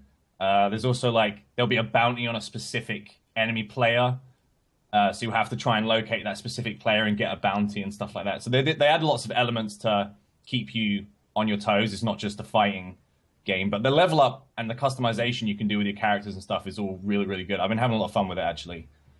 Did you play the tabletop version at all? Is it faithful to that? I didn't. No, I played a bit of it. And big thanks, by the way, to Splattercat Gaming for the footage we just put up there. I played a bit of Mordheim, City of the Damned. For those who don't know, Mordheim is one of the more obscure properties from Games Workshop when they were making a lot of smaller games, and then they realized we like money, so we should stop making those smaller games. Necromunda is maybe one of the most famous, which was a bunch of hive gangers in the 40k universe. Mordheim was like Necromunda for Warhammer Fantasy. It was a bunch of mercenaries in kind of a cursed town that had been pretty much polluted with warpstone, and everyone was there for their own ends. The Skaven were there to get the warpstone, and other people were there to the Chaos, wanted to use it to summon shit and all that kind of thing. And you had kind of a band of mercenaries that you slowly upgraded, and it was persistent. So if your guy died or had an injury, that was it. Like, it continued through the entire campaign. Yeah. I think with the whole injury element, it makes it very difficult, especially because if you don't meet your quota from your overlord, the next week he'll like raise the quota by 50%. Yeah. And if you don't meet it again, he'll kill off a random member of your team. Yeesh. So like you actually have to pay attention to your quests. You can't just ignore them, otherwise bad stuff starts happening to your team. And also if you don't have enough, say a couple of you guys get injured and they're out for 2 days, and you don't have enough people or money to hire new people to go out on conquest, you actually have to sit out for 3 days and let them heal. Yes. And then that affects the amount you can earn, and then so it's all a snowball effect. So the game's actually very different and challenging. I really enjoyed it. If you're a fan of tactical games, then I would highly recommend giving it a go. Definitely. Yeah, it seems like it's got a fairly high barrier to entry, but because it's got a lot of kind of weird systems, and it's not usual. No, it's not. Yeah, it's not a kind of very intuitive design. No, but they have a very good tutorial system. There's literally about 14 different tutorials that take you through every aspect of the game. So if there's anything you're not sure of, you can just jump into a tutorial and learn about that specific part. But yeah, no, there's definitely a high learning curve, but once you're there, it's pretty chill. I mean, I was just watching TV during the enemy turns and then taking my turns and all that kind of stuff. It was good. I enjoyed it. Yeah, I want to dive into that when I've got the chance. It definitely looks pretty damn fun. It looks like it's up my alley. I love the persistent aspect to it, and it reminds me a little bit of Valkyria Chronicles in the way that it's done its sort of third-person turn-based strategy, where you've got the kind of radius of where you can move and action points and all that kind of thing. I want you to level up a team, and then my Skaven team can fight your team. What's the benefit to that? Like, is it like persistent? So if I kill one of your dudes, is he dead? Yep. Oh wow. So you can have an exhibition match where none of it carries over, but you can also just challenge someone to a real match, and it'll be exactly the same as a regular quest. Yeah. Where we'll be competing for something. Your guys will get experience. The loser will get dead guys. Yeah. And will get crippled. Yeah. That's so it's pretty cool. pretty fun to go at it with your friends after a couple of hours of playing. Yeah. I would kill for a Necromunda game right now. I really would. Necromunda was such a cool property. Apparently they're bringing it back, at least in terms of the tabletop, and apparently Mordheim might be on the list for that as well. So that might be good. I enjoyed that very much. It was great when we were a lot younger because we couldn't afford full 40k armies, so we'd just buy a Necromunda gang because it was a lot cheaper, and we'd just play Necromunda instead. There was also a game that they were actually developing a video game for it, but I don't think it ever came out, called Gorka Morka, which was a post-apocalyptic orc game where a bunch of orcs had crash-landed on a desert planet and then engaged in a kind of Mad Max-style society where they built fucking trucks and shit and just put weapons on them and murdered each other for the... I remember this. I vaguely remember this now. Did they release a tabletop version of that? Yeah, it was the tabletop version first, and they released an expansion which had a bunch of different factions, because it used to be orc versus orc, and it was weird, like they were... tribes were supporting the god Gork, and tribes were supporting the god Mork, and they're both basically the fucking same anyway, and they were just using it as an excuse to crash into each other and kill each other. And it was mostly a game about, like, ramming people, like, in vehicles with spikes and setting shit on fire. But you had a persistent orc gang, and you paid for things in teeth. That was the fucking currency of the game. That was so fucking fun. And they were making a video game of it, and I don't think it ever came out. But that was a really cool property. That didn't last very long. They didn't support that very much at all. Typical Games Workshop. I was Workshop. quite big into Games Workshop when I was younger, so I didn't have any of the... Like, I was a 40k collector. Really boring. I collected Ultramarines, and that was it. Why would... Bloody Smurfs. God damn. Yeah, it was like the default one that you collected if you it really know was. what to do. Yeah. But yeah, I remember I used to get the magazines and look at all the exotic stuff like Gorka Walker and stuff. I've forgotten all about it until you just mentioned it. Yeah. I'm looking at pictures of it now and having intense nostalgic flashbacks. Yeah, that would make such a good game if that was made now. It absolutely would. Yeah, I mean, the closest you can get to that these days is the Mad Max video game. It was kind of like that, but yeah, it was great. There was no reason for them to be fighting other than the fact that they liked fighting, and that was the only excuse you needed. That's the best reason to fight. Absolutely. I like when games don't try and like dodge around that or make some elaborate ploy. It's just like, man, they like fighting. They just like fighting. There was a lot of like room for creativity. I created. I had one of my best war trucks had a flamethrower on the top of it, and I created for it a custom seat for the flamethrower guy because I like modified the models because you had to do a lot of that back then, and it was made out of tires and shit. And it gave him a bit of an edge in terms of his line of sight, but we came up with rules for the chair, that the chair could be damaged, and you could end up with the flame guy falling off the chair, and the results that would have. That was really fucking cool. I love doing stuff like that. But yeah, we didn't get that video game, and that's sad. But I need to play Mordheim this week, definitely. Anyone else been playing anything else this week? Fallout. Fallout. Me? Jesse, please tell me you played something. I mean, literally just StarCraft. That's all I played all week long. I was out of town, so The campaign. I didn't have much time to play stuff. But when I was in town, I was playing a shit ton of StarCraft. Yeah. Have you beat the campaign yet? Yes. I don't want to spoil things, though, because it's not up on the channel yet. So Yeah. I've beaten the campaign, and I beat the epilogue as well. For me, that was... The campaign, mechanically, was great fun. The mission variety, fantastic. Storytelling in that game, utter tripe. Just nonsense. Here's what I've learned from BlizzCon when I did interviews with the devs on all sorts of stuff. Apparently, and I feel like this is a new thing, but apparently gameplay now comes first and story comes second, is what I'm okay with that. I was told. For me, I'm not necessarily okay with that, but I'd rather have a game that works and is fun than a story that makes a lot of sense. But whatever. I don't know. Story was just silly. I mean, it's been silly the entire time. StarCraft 2 story has, in general, been pretty weak. It's changed a lot of the characters from what they were in Brood War, and, I mean, Jim Raynor in particular, his relationship with Kerrigan is just daft. They ruined that. They ruined that. Really but silly. They ruined that in StarCraft 2 Wings of Liberty. Like, Yeah, they ruined the...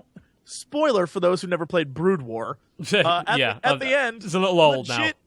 One of the best characters in the game is killed by Kerrigan, and Raynor's like, you dumb bitch, I'm going to find you, and I'm going to kill you if it's the last thing I do in this universe. And that's like how the game ends. And it's a super legit moment of these two people who were in love, and then she becomes pure evil and murders his best friend. He's like, I'm going to find you, and I'm going to kill you. And it's such a good moment. And then they're like, StarCraft 2, now I have to go save her. Oh, I hated that. Hated it. They didn't even justify it well either, to me. No justification. No, it's... The story in that game is just utter, total nonsense at this point. If you're playing for the story, you are absolutely going to suffer horribly. Although Alarak, though. Alarak's great. Alarak, though, super entertaining. Oh, man, every single time they do an expansion for that game, there's always that one standout character. In Heart of the Swamp was Abathur, and then it's definitely Alarak in this one, who was much more interesting than everybody else. But, I mean, I still love the campaign. The variety of missions, the customization between missions, the sheer number of units that you can use, the overpowered combinations you can come up with, the optional objectives, the master achievements, the amount of replayability there. The Tal'Darim Void Rays are a lot of fun.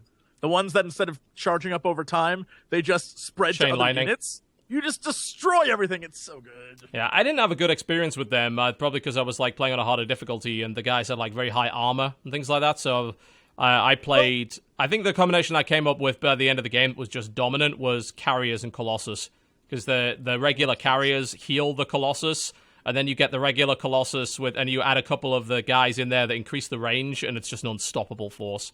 I just Void Ray everything. Of course you did. Build one unit, cheese it. Yeah.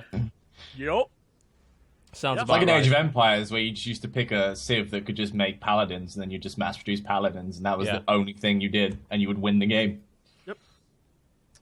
Pretty much. So far, so good. I don't know. It's fun. It's a fun game, but again, as a person who is consistently on Blizzard's case for the fact that their stories perpetually get watered down, it drives me crazy. So whatever. But I'm having fun actually playing it, so I'll leave it at that. Yeah, I didn't have any fun with the story for that game. Like, there's never a surprise. There are no twists. Everything plays out exactly as you would expect it to. I don't know. I disagree. Mission 3 had a pretty giant twist. Well, Mission 2. that's a prologue. That's prologue. You were talking about Whispers of Oblivion, the prologue, right? No, I'm talking about the... that bit. Okay, that was maybe the one That was a pretty big twist. I actually kind of saw that coming, but... You did? I didn't. Yeah. I was like, what? I really did. Doing the twist. Oh, well. That's it. Story sucks. Campaign's a lot of fun. Multiplayer's a lot of fun, as always. Go watch our sponsored videos where we get paid to play it. We're not biased at all. Go have a look at it. Yes, you should go watch those. And then you can tell me everything I've done wrong. You didn't do much wrong because you just built Void Rays, but people were really bothered by the fact that you don't use hotkeys. They were really pissed about that. Oh, in one of my videos, I literally am just like, I could look down at my keyboard because I was like, one of them is like a robotics core or something like that was Y. And I was like, how would I ever know that was, all right, B, Y. And I'm pressing all these buttons. Like, you know what? I'd rather just click it and then click it again. To me, that's easier. I know that annoys you, control Internet. Groups. No, oh, God. But I'm the same. That's how I operate up here. I'm sorry. Every time you want me to press a hotkey, I have to literally look down at the keyboard and figure out what and I don't know why. I couldn't explain to you why, but I'm just like, all right, be why? Like, okay.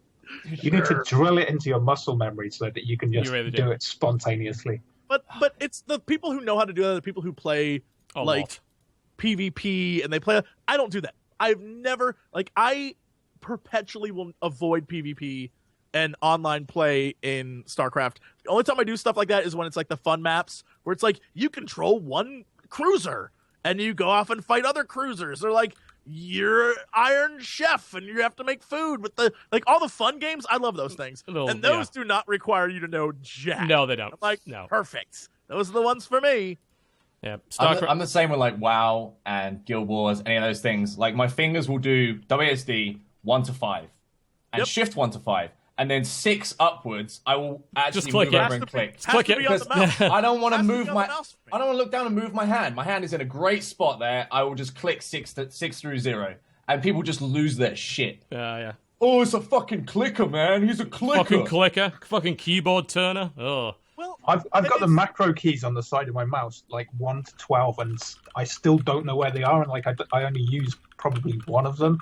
And I only use that when I'm editing music as well. I don't even use it when I'm playing games. Crazy. Well, and it's a weird thing because, typing, I can just sit here and do this. I could type out a full, paragraph of whatever, just staring into the camera. Easy. The minute you say, you need to build me a cybernetics core, I could not tell you what. Look right down. What? I can't do it. I just can't do it. There's a system in the game called grid hotkeys, which is very useful. Once you learn it, basically the hotkeys correspond to the position of the things on the build bar. So the one that's the most bottom left will be the most bottom left key, and a lot of people learn that way because they just have the keys correspond to where things were. I use traditional hotkeys, but it still takes. I still forget sometimes which is the right one. It's like shit. Okay, just fuck it, just click it. It's better. I remember what pylons are, and that's about it, and how to build probes. After that, I'm like, well, you know what? I'm just clicking the buildings. Yes, I now know that pylons are E. I now know that, internet. Yep. I know that. So I can shift E and build them so you'll stop yelling at me. And Yep. then, Don't learn anymore. doing things we wanted. Good. Don't learn anymore. You want to open some zealots? Hold down W and press it. Jesse. Do not compromise. I just want them to stop yelling Barbarians. at me. Yeah. Don't compromise. You need to be the ambassador for clicking. Don't succumb to the hotkey. Sam and I will make a group, a support group for clickers. Clickers Our flag will be a rabbit or a duck, depending on what you see. Yep. It'll be like a hotkey, but it's a mouse. Yeah. Yeah. Oh, no. Oh no. Oh man. Yep. Yeah, StarCraft 2 multiplayer is kind of difficult.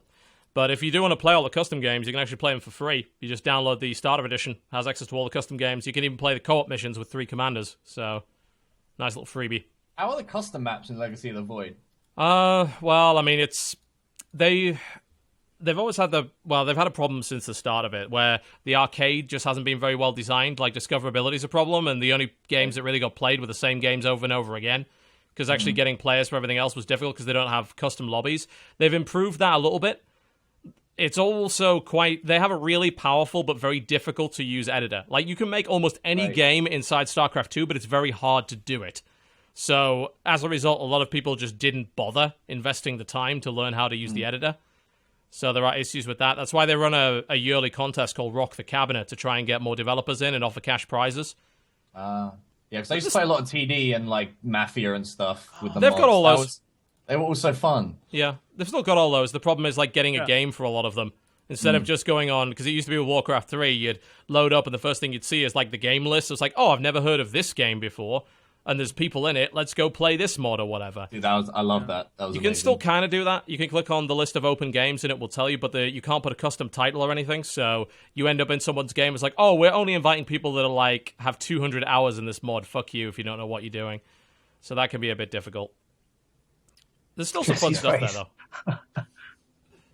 Do the face again. It's heartbreaking. Okay, stop now. I like StarCraft. I don't know about the future of StarCraft. I like that they have a plan of what they want to do with it, but I feel like the game came out, and there was already like just minimal hype, and then it sort of quickly was like, and now people are like, I want to play that Overwatch business. So I don't know. I for the longest time was like, I like how Blizzard has this, like, we have our RTS, we have our MMO, and we have this. I feel like, I don't know where the RTS is going to go right now, because a lot of the games, not a lot of people make them, and a lot of the ones that do get made aren't good.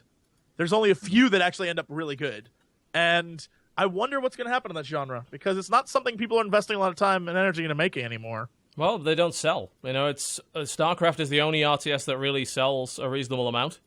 And as much as people say we want RTS back, they don't support the RTS that comes out with their money. Grey Goo did okay. Grey Goo. Active Aggression didn't do very well, and that was a pretty good game. It's just like, I don't think a lot of people actually do want to play RTS anymore. They want to play Starcraft, you know. We talk about Starcraft doing well. It sold over 1 million copies in 48 hours. That was the expansion. You know, an expansion to a game that came out 6 years ago sold over 1 million copies in 48 hours. That's pretty fucking good. I think they have a very hardcore. There's a very hardcore StarCraft audience. There is. Like, yeah. I don't know any people that didn't like StarCraft before Legacy of the Void, and then were like, I'm gonna start playing StarCraft. It just doesn't happen. Yeah. MOBAs have also taken over completely. Like when RTSs were one of the big genres, MOBA was not a thing. Yeah, and then it weirdly enough became a thing with Dota coming out of Warcraft 3 and RTS, and then now it is about that.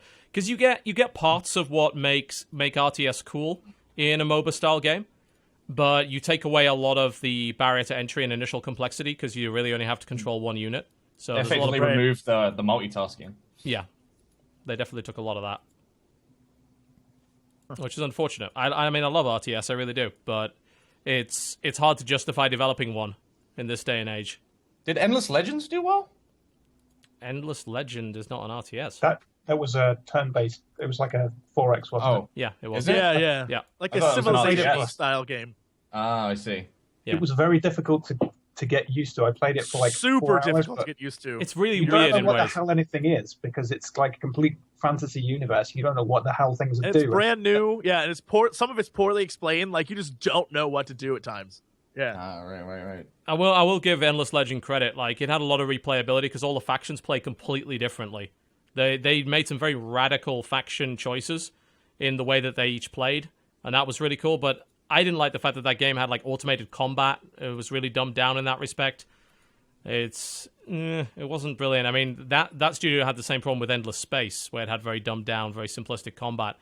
But if you can get past that as an actual empire building game, Endless Legend's pretty good. But it's not an RTS. Not at all. It's turn-based. Gotcha. Oh, wow. Apparently, check this out. I just got sent a link. Speaking of RTS, Ghost Crawler, old school Ghost Crawler, now working at Riot, 21 hours ago posted, "Why did the RTS genre die?" Interesting. Can you send me the link to that so I can bring it will up on send the it to screen? you right now. Yeah. It's also worth noting, we're talking about someone who now works for Riot, and it's in Riot's best interest that the RTS genre stays dead. His thoughts on this were kind of interesting. Let's read this. So, according to Greg Street, Ghost Crawler, I have a lot of thoughts here, but I want to caveat by saying it's mostly anecdotal and not backed up by data. First, and probably most importantly, I think Warcraft 3 started a trend that continued with MOBAs that focus on micromanagement of a single hero rather than micromanagement of an entire economy. I guess that would actually be macro management, not micro, he meant there, but never mind. A lot of players clearly found the single character focus satisfying. RTS games became MOBAs the same way that dinosaurs became birds. That's a terrible analogy, but it is kind of what we said. I mean, without using the dinosaur birds, it is what we just said, though. Yeah, I mean, it's true. The MOBA genre was born from initially StarCraft Brood War with the Aeon of Strife, and then more popularly, that's not a word, but more you know what I mean. In Warcraft 3, Dota is the one that really kickstarted everything, and there were a couple of other games that did that sort of thing too. Anyway, it goes back to saying second back in the RTS heyday, there were a lot of large games being played on LANs in offices and colleges. The focus drifted towards more 1v1 with StarCraft 2. Age of Empires was its best in 3v3 and 4v4. That's a very controversial claim. I have a feeling I agree with that, but on a casual basis, I think you're probably right. No, I would say at a higher level. When I was younger, it was very, very, very common to form clans. I was going to say, all the tournaments now clans. 1v1, because that game still has a tournament. Back in the day, they weren't like that. It was very much clan versus clan mentality. Oh, this is bullshit, incidentally. Third, it used to be more possible to compete in an RTS as a strategic player who made smart decisions and not just a Twitch player with good reflexes. To be a pro, you need to be good at both, but it's hard to even have much fun these days if you're bad at micro. I'm sorry, did you ever play Command & Conquer or Brood War or Warcraft 3 or any of the huge big RTSs back in the day? They also required a shitload of micro, and anyone that says otherwise was playing against AI on easy. They weren't playing fucking ladder. You know, if you played online with any of these games, you would have to do exactly those things. There are actually very few RTSs that didn't require good micro. I think that's actually bullshit. Oh dear. Number 4, back in the RTS heyday, he says, you might meet someone, find out they play the same RTS as you, and agree to play together sometime. In later years, you quickly realize you are radically different ELOs and just say, oh. To be fair, this happens in MOBAs a lot, but the 5v5 nature helps a bit there. I mean, I'll agree to some degree with what he said there, you know. You can definitely carry a worse player in a team game, whereas you play your friend at RTS and you're vastly better than him, like, you've got to handicap yourself. But I think that's like every 1v1 game, in a nutshell. Doesn't matter what it is. It's the same with fighting games. It's actually huge with fighting games, even fucking Smash Brothers. There's still a problem with that. Any 1v1 competitive game is always going to have the skill disparity problem. Yeah. 50 says, I think over time the games just lived out their lifespan. There was such a leap in complexity of everything, strategies, unit design, counter systems. It was difficult for anyone but pretty hardcore players to keep up. I certainly don't agree with that. Yet if they hadn't kept adding those systems, the engaged players might have got bored. I keep hoping that it feels like it's time for RTS as a genre to come back, but not yet. And yeah, that's kind of about it. I don't know. I think this is that entire statement is mostly rose-tinted spectacles. Like, all this stuff was the case 10 years ago as well. It's just that maybe because we weren't as clued in to the competitive nature of those games, because esports was not so much of a thing outside of Korea, that we didn't think that high level of skill was required or needed. Maybe we didn't just play a lot of multiplayer on ladder. But as games started to focus more on actual multiplayer, it became abundantly clear that all of these games are really fucking difficult to play at the high level. I mean, to say that Brood War didn't require a lot of micro, or that Warcraft 3 didn't require a lot of micro, is fucking stupid, because it's just not right. It's not true in any way. Even Command & Conquer needed a shitload of micro to play it properly. You know, you see Command & Conquer played at a high level. I played against a high-level Command & Conquer player. I played Generals against Apollo, who is now a caster for Starcraft 2. That guy won championships with Command & Conquer 3. I couldn't touch him. And it was all out of control. Didn't matter what I built. He just fucking out-microed me and out-controlled me at every turn. That happened back then, too. That happened 10 years ago. That happened 15 years ago. It was the case in Warcraft 3. It's still the case in Warcraft 3 competitive play. I mean, Warcraft 3 still has a big scene in China. It had a big competitive scene for a very long time in China and a little bit in Korea as well. And the micro required to play that game well was insanely high. I think it was arguably higher because the AI was just awful. Oh, yeah, I mean... the further back you go, technically the worse. Yeah, controlling dragoons in Brood War, or like proper lurker micro and shit, was really hard. Because it didn't work properly. Help you a lot less. Yeah, they help you a ton now. Like, you can create an infinite-sized command group. You couldn't do that in Warcraft 3. You couldn't do that in Brood War. You couldn't do that in yeah, you couldn't do that in Warcraft 3. No, you couldn't. You know, there's... Even, like, queuing up units was a relatively recent innovation. It used to be a case of you build, you click, you build, you click. And to be honest, like, the stuff that StarCraft 2 has done has made the game a lot easier than Brood War. It's an easier game than Brood War, there's no doubt. But it's still a very hard game to play at an extremely high level. But then again, I think all of those games were. It's just that we weren't 10, 15 years ago aware of that. Because, like, I was playing Red Alert 2 with my friend down the street, and he's the only guy I'd ever play it with. I didn't know what high-level strategy was. It was the same with Dota. Back when I used to play Dota in a group with people on WoW Radio, we had no idea how to play Dota, but we played anyway. We played together always. We knew jack shit. For 5 years, in fact, for longer than that, I thought the best item to build on Axe was a fucking Battle Fury. Because I didn't know any better. Because I wasn't a competitive player. I only played with that group. So I never learned anything. So I was insulated from all this stuff.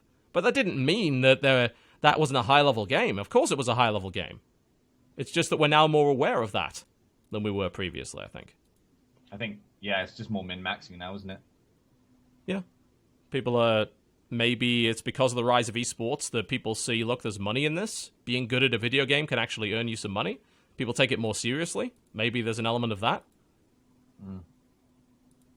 But, you know, if LoL came out 10 years ago and didn't have an esports scene and we just played it with a group, we'd probably be awful at it and think that LoL didn't have a competitive, ceiling. It didn't have, like, a high skill ceiling because we all played like shit, and the only people we ever played with were bad players. So I think it's the introduction of like ELO and like ranking systems and all that kind of stuff is really and tournaments and World Championship Series and all that kind of thing. We are now keenly aware of how good you can be at that game, and you didn't used to be. So I don't think that has anything to do with the decline of RTS. I think it has more to do with focus on consoles. I think it has more to do with the natural evolution of certain genres. RTS was saturated for years. Like there were way too many games coming out in that genre. People got pissed off with it. I think also it was the age of LAN as well, and that has very quickly died out. There's a degree of that, definitely. I think that there's also the fact that the biggest series, like the most popular series, Command & Conquer, went off the fucking rails. And there were a lot of people that said, oh, I like RTS. What RTS do you play? Command & Conquer. What other ones? I don't. I just play Command & Conquer. And now, there is no functional Command & Conquer. A lot of people stopped playing the genre because that series died. So there's an argument to be made there too. But yeah, it's a bit of a shame. But, StarCraft's still a good game. I think you still go back and play Dawn of War. That was fun. All right. This is a really depressing show. God damn. Everything's dying. Everything you like sucks. I just... When Sam was talking about, like LAN events and stuff like that, it hit me. There was a commercial on TV that it was like I think it might have been for like HP or some crap, but in the commercial there was a bit where like it's 2005 and there's a joke about Wi-Fi and everyone in the room's like, what's Wi-Fi? And I just had that like moment when I was like, 2005 was like LAN festivals and shit. I was like, oh my god, like holy shit, I feel real old. Like I remember when it was like 28K modems, like like holy crap. Carry your computer around your friend's house for a sleepover so you can play LAN.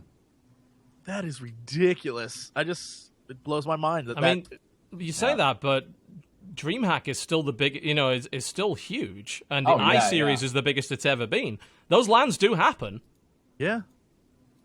The weird thing is, a lot of them aren't even playing LAN games with them anymore. Like, there's hey, we'll go to LAN and play Hearthstone. Yeah, it's an event. It's just to go there and be around other people and have fun. It's having been to one, I can definitely tell you there was very few people actually engaged in like, we're playing games together. It was a lot of people just chilling and drinking and having a good time. That's literally what it was, just a party. And people who have just like pimped out their PC tower to show it off. It's like the geek version. It's the geek version of people going to car parks with their souped up cars. Yep. Instead, you go to Insomnia or for the nerd version. Yeah. Yep, instead of fluorescence on the bottom of your car, it's fluorescence on the bottom of your case. All that kind of thing. Yeah. I mean, there's still huge LAN parties. People keep mentioning The Gathering. That's true. There was, what was the one? Insomnia. Yeah, Insomnia's in the UK. There's a big one in Finland that I've been to a couple of times, whose name now escapes me for some stupid reason. What the hell was the name of that? Finland LAN party. What's the damn name of it? Why have I forgotten this? Because it used to be a big demo scene party that they used to come up with. Like, a bunch of hackers would go there and, like, develop little games and hack shit and show off, like, graphical demos. Assembly, that's it. Yes. Assembly, thank you. I went to that a couple of times. The weird thing is that a lot of those events are becoming very esports focused now because they know they can get a lot of people in one place so they can do a lot of esports stuff. So it's kind of a combo of LANs and esports tournaments, which I think is pretty cool. LAN party's great, though. If you've never been to one, you should go. They're a lot of fun. Yeah, definitely. Yeah. The Gathering was great. Yeah. DreamHack is crazy. Absolutely insane. Do you know what I also played this week that I actually really enjoyed? What was that? Brawlhalla. Ah, yes. Brawlhalla. We played it for a Polaris thing. Mm-hmm. Don't spoil it. I'm not going to. And then me and Sly Fox, we were like, let's give this game another go. So we did some ranked 2v2s. Loved it. It's amazing. It's so good. The community are awesome. I think I streamed it once. I had like half the dev team in my chat giving away game codes and all kinds of stuff. And like the number one player in the world came into my chat and challenged me and then kicked the shit out of me. You, yeah. And then I vowed to one day get revenge. And then in one day I climbed from bronze to gold ELO. And I was like, I'm coming for you. And then I never got past. I never got past typical gold. try hard. I never got past gold, and I just retired. It's really fun. It's totally free to play. It's on Steam.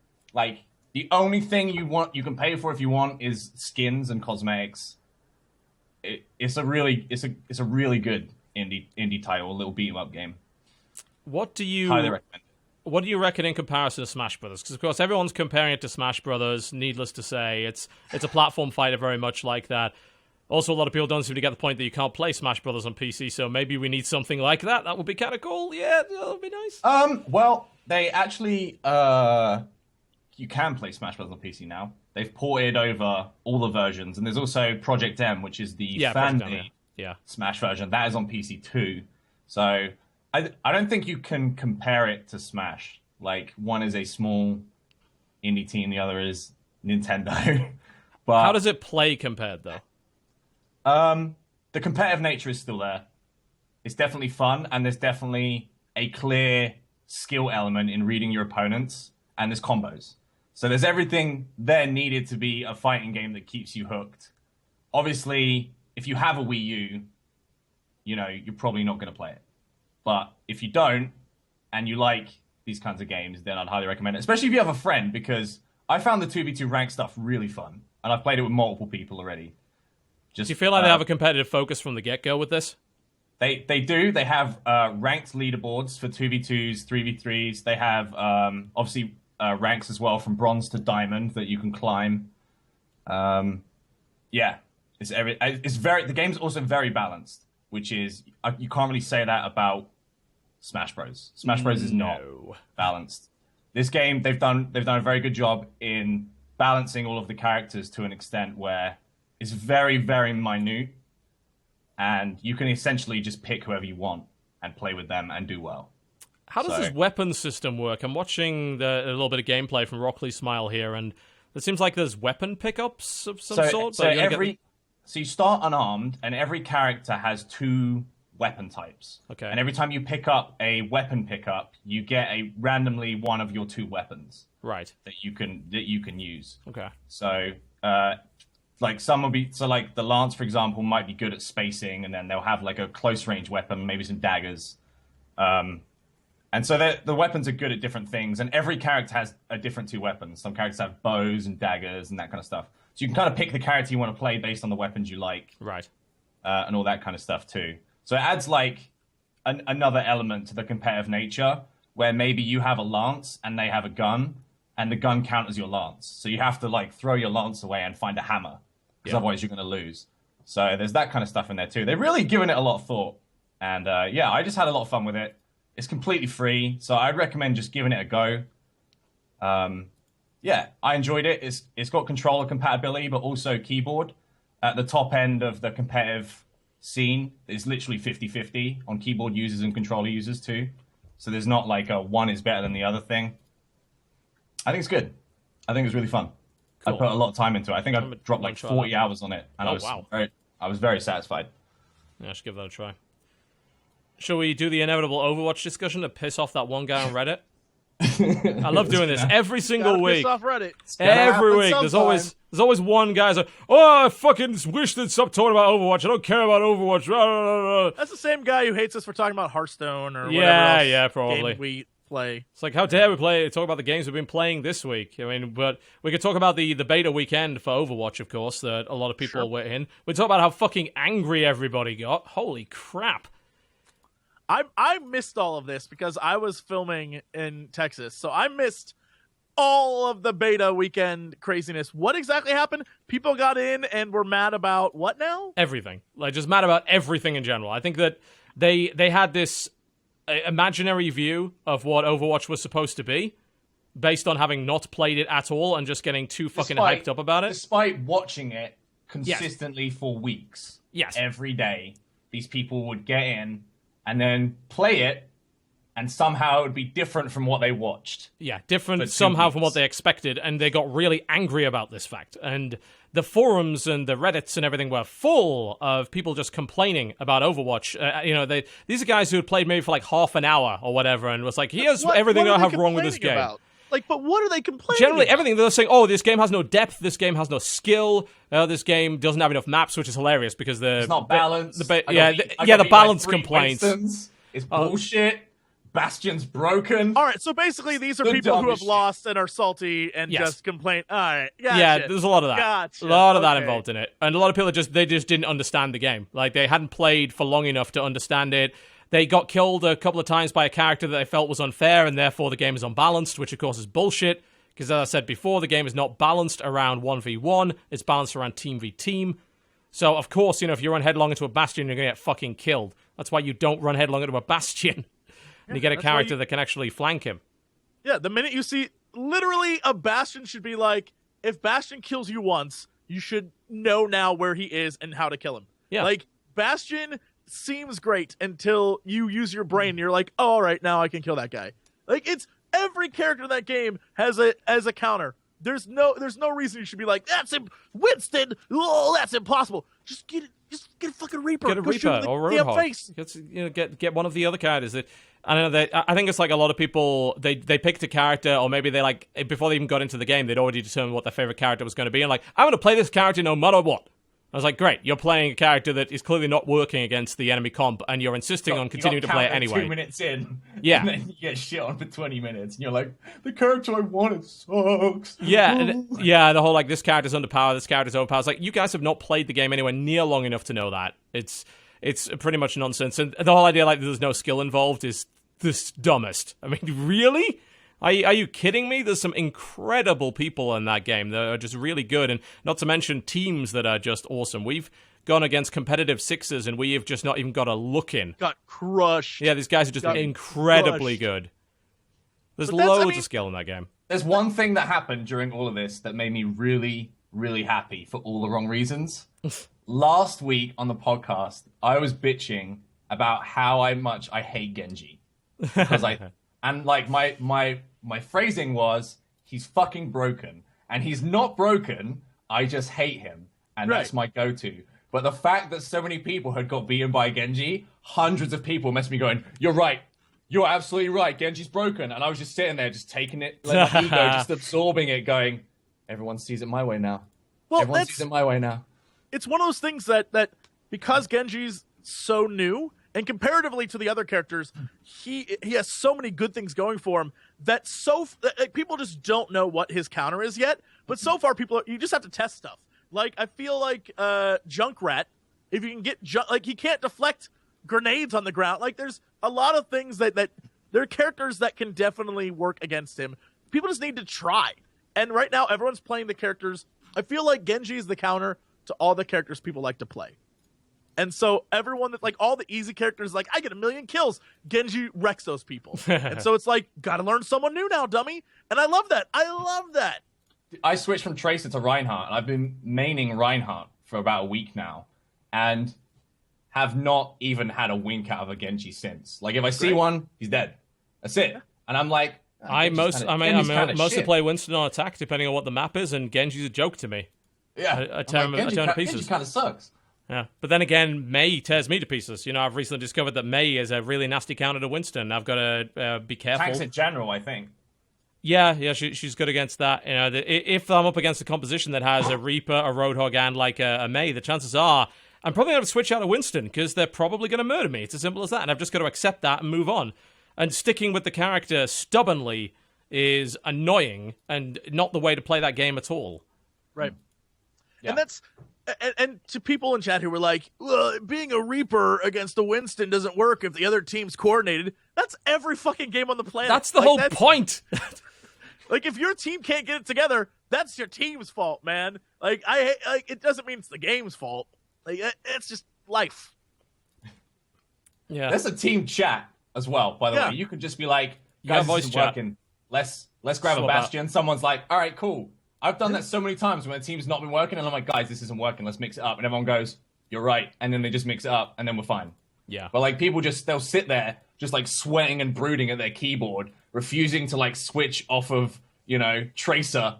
Despite there being 4 Mays on the other team, they're like, I must be Tracer, and they're like bleeding out of their nipples from the chafe on their t-shirt, and they're still going, and then they're like straight up on Reddit, like, this is fucking bullshit.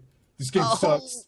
I'm just trying to get footage for my Let's Play video. I'm trying to make my Tracer Let's Play. My montage is ruined.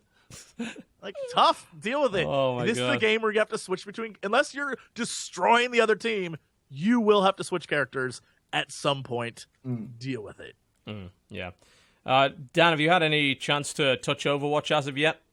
No, I've been completely silent while you guys were talking and not knowing what the hell you were talking about. The only thing I know about Overwatch really is the fact that loads of people have been asking me why I haven't published a video about Overwatch.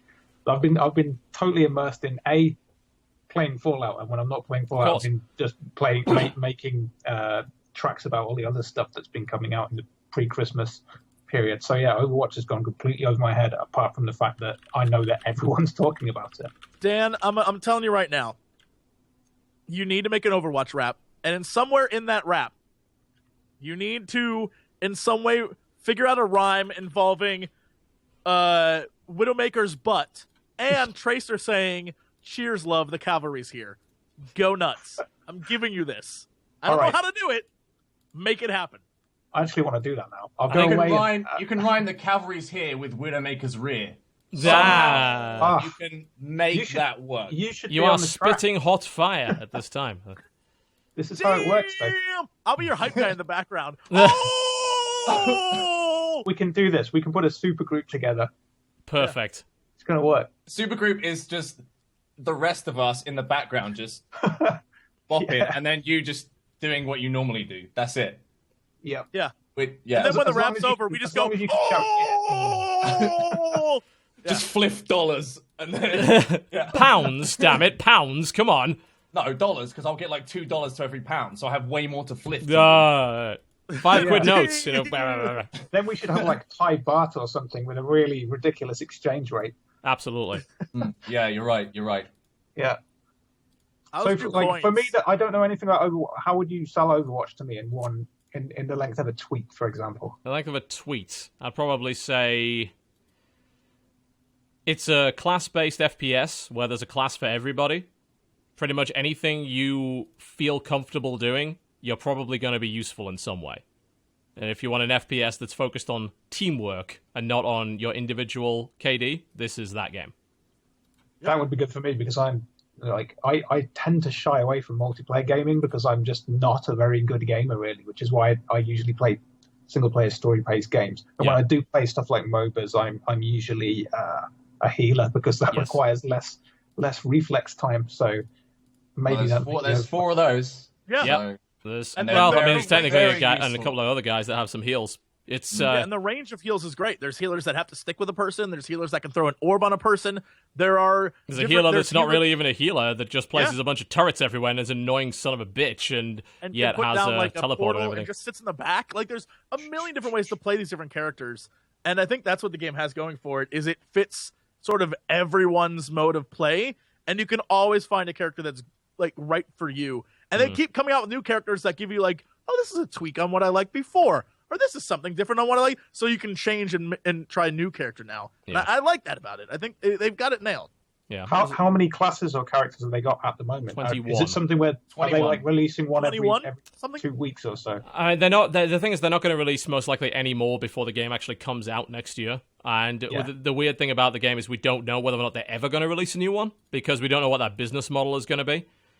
So it's a little weird like that. But It's a good, like, people who have played a lot of Overwatch say that the current lineup is a good lineup. A well-rounded lineup with a good balance between, like, that everyone has a counter.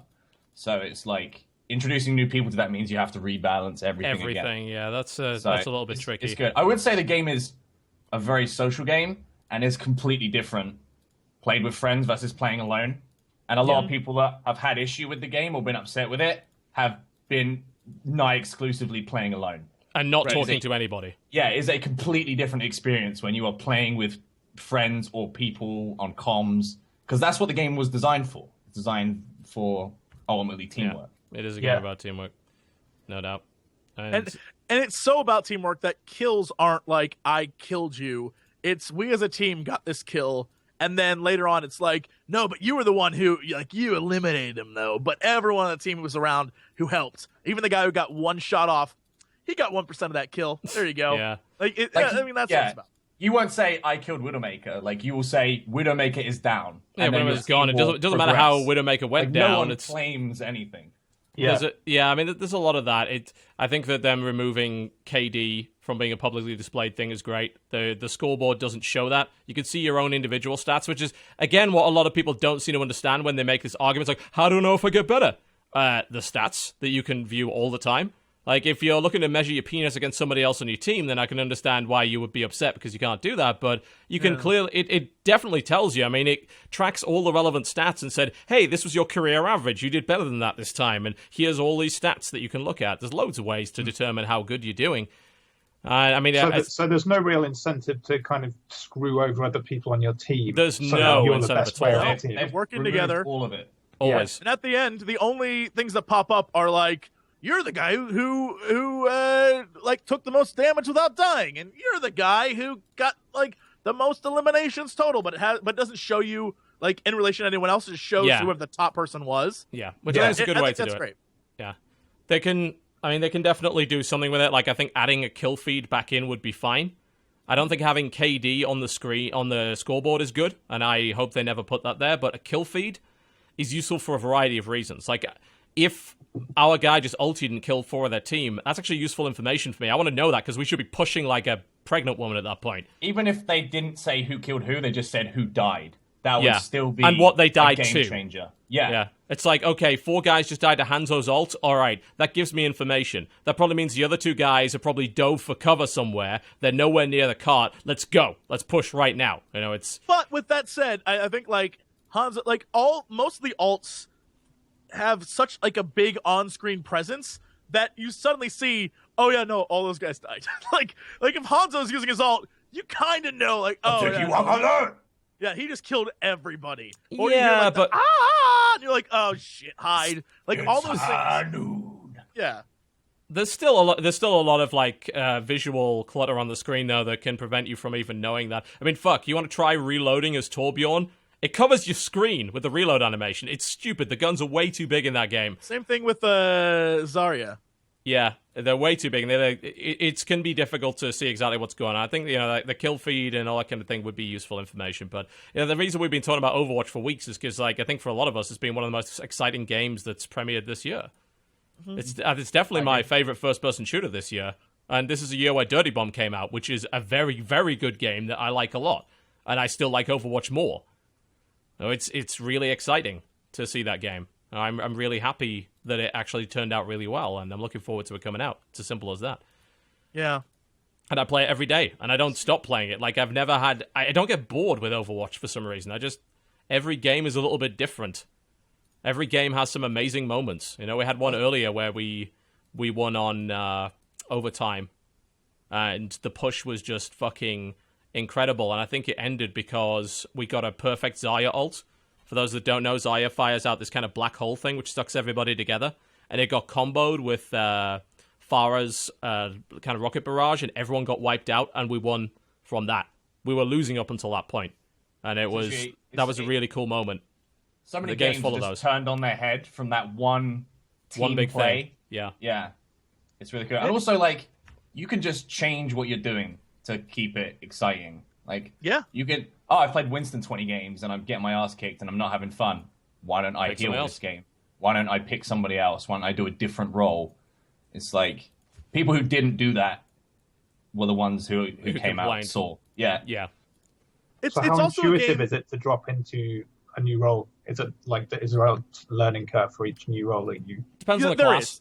There is. Every character in the game has abilities that you just need to learn how to play them.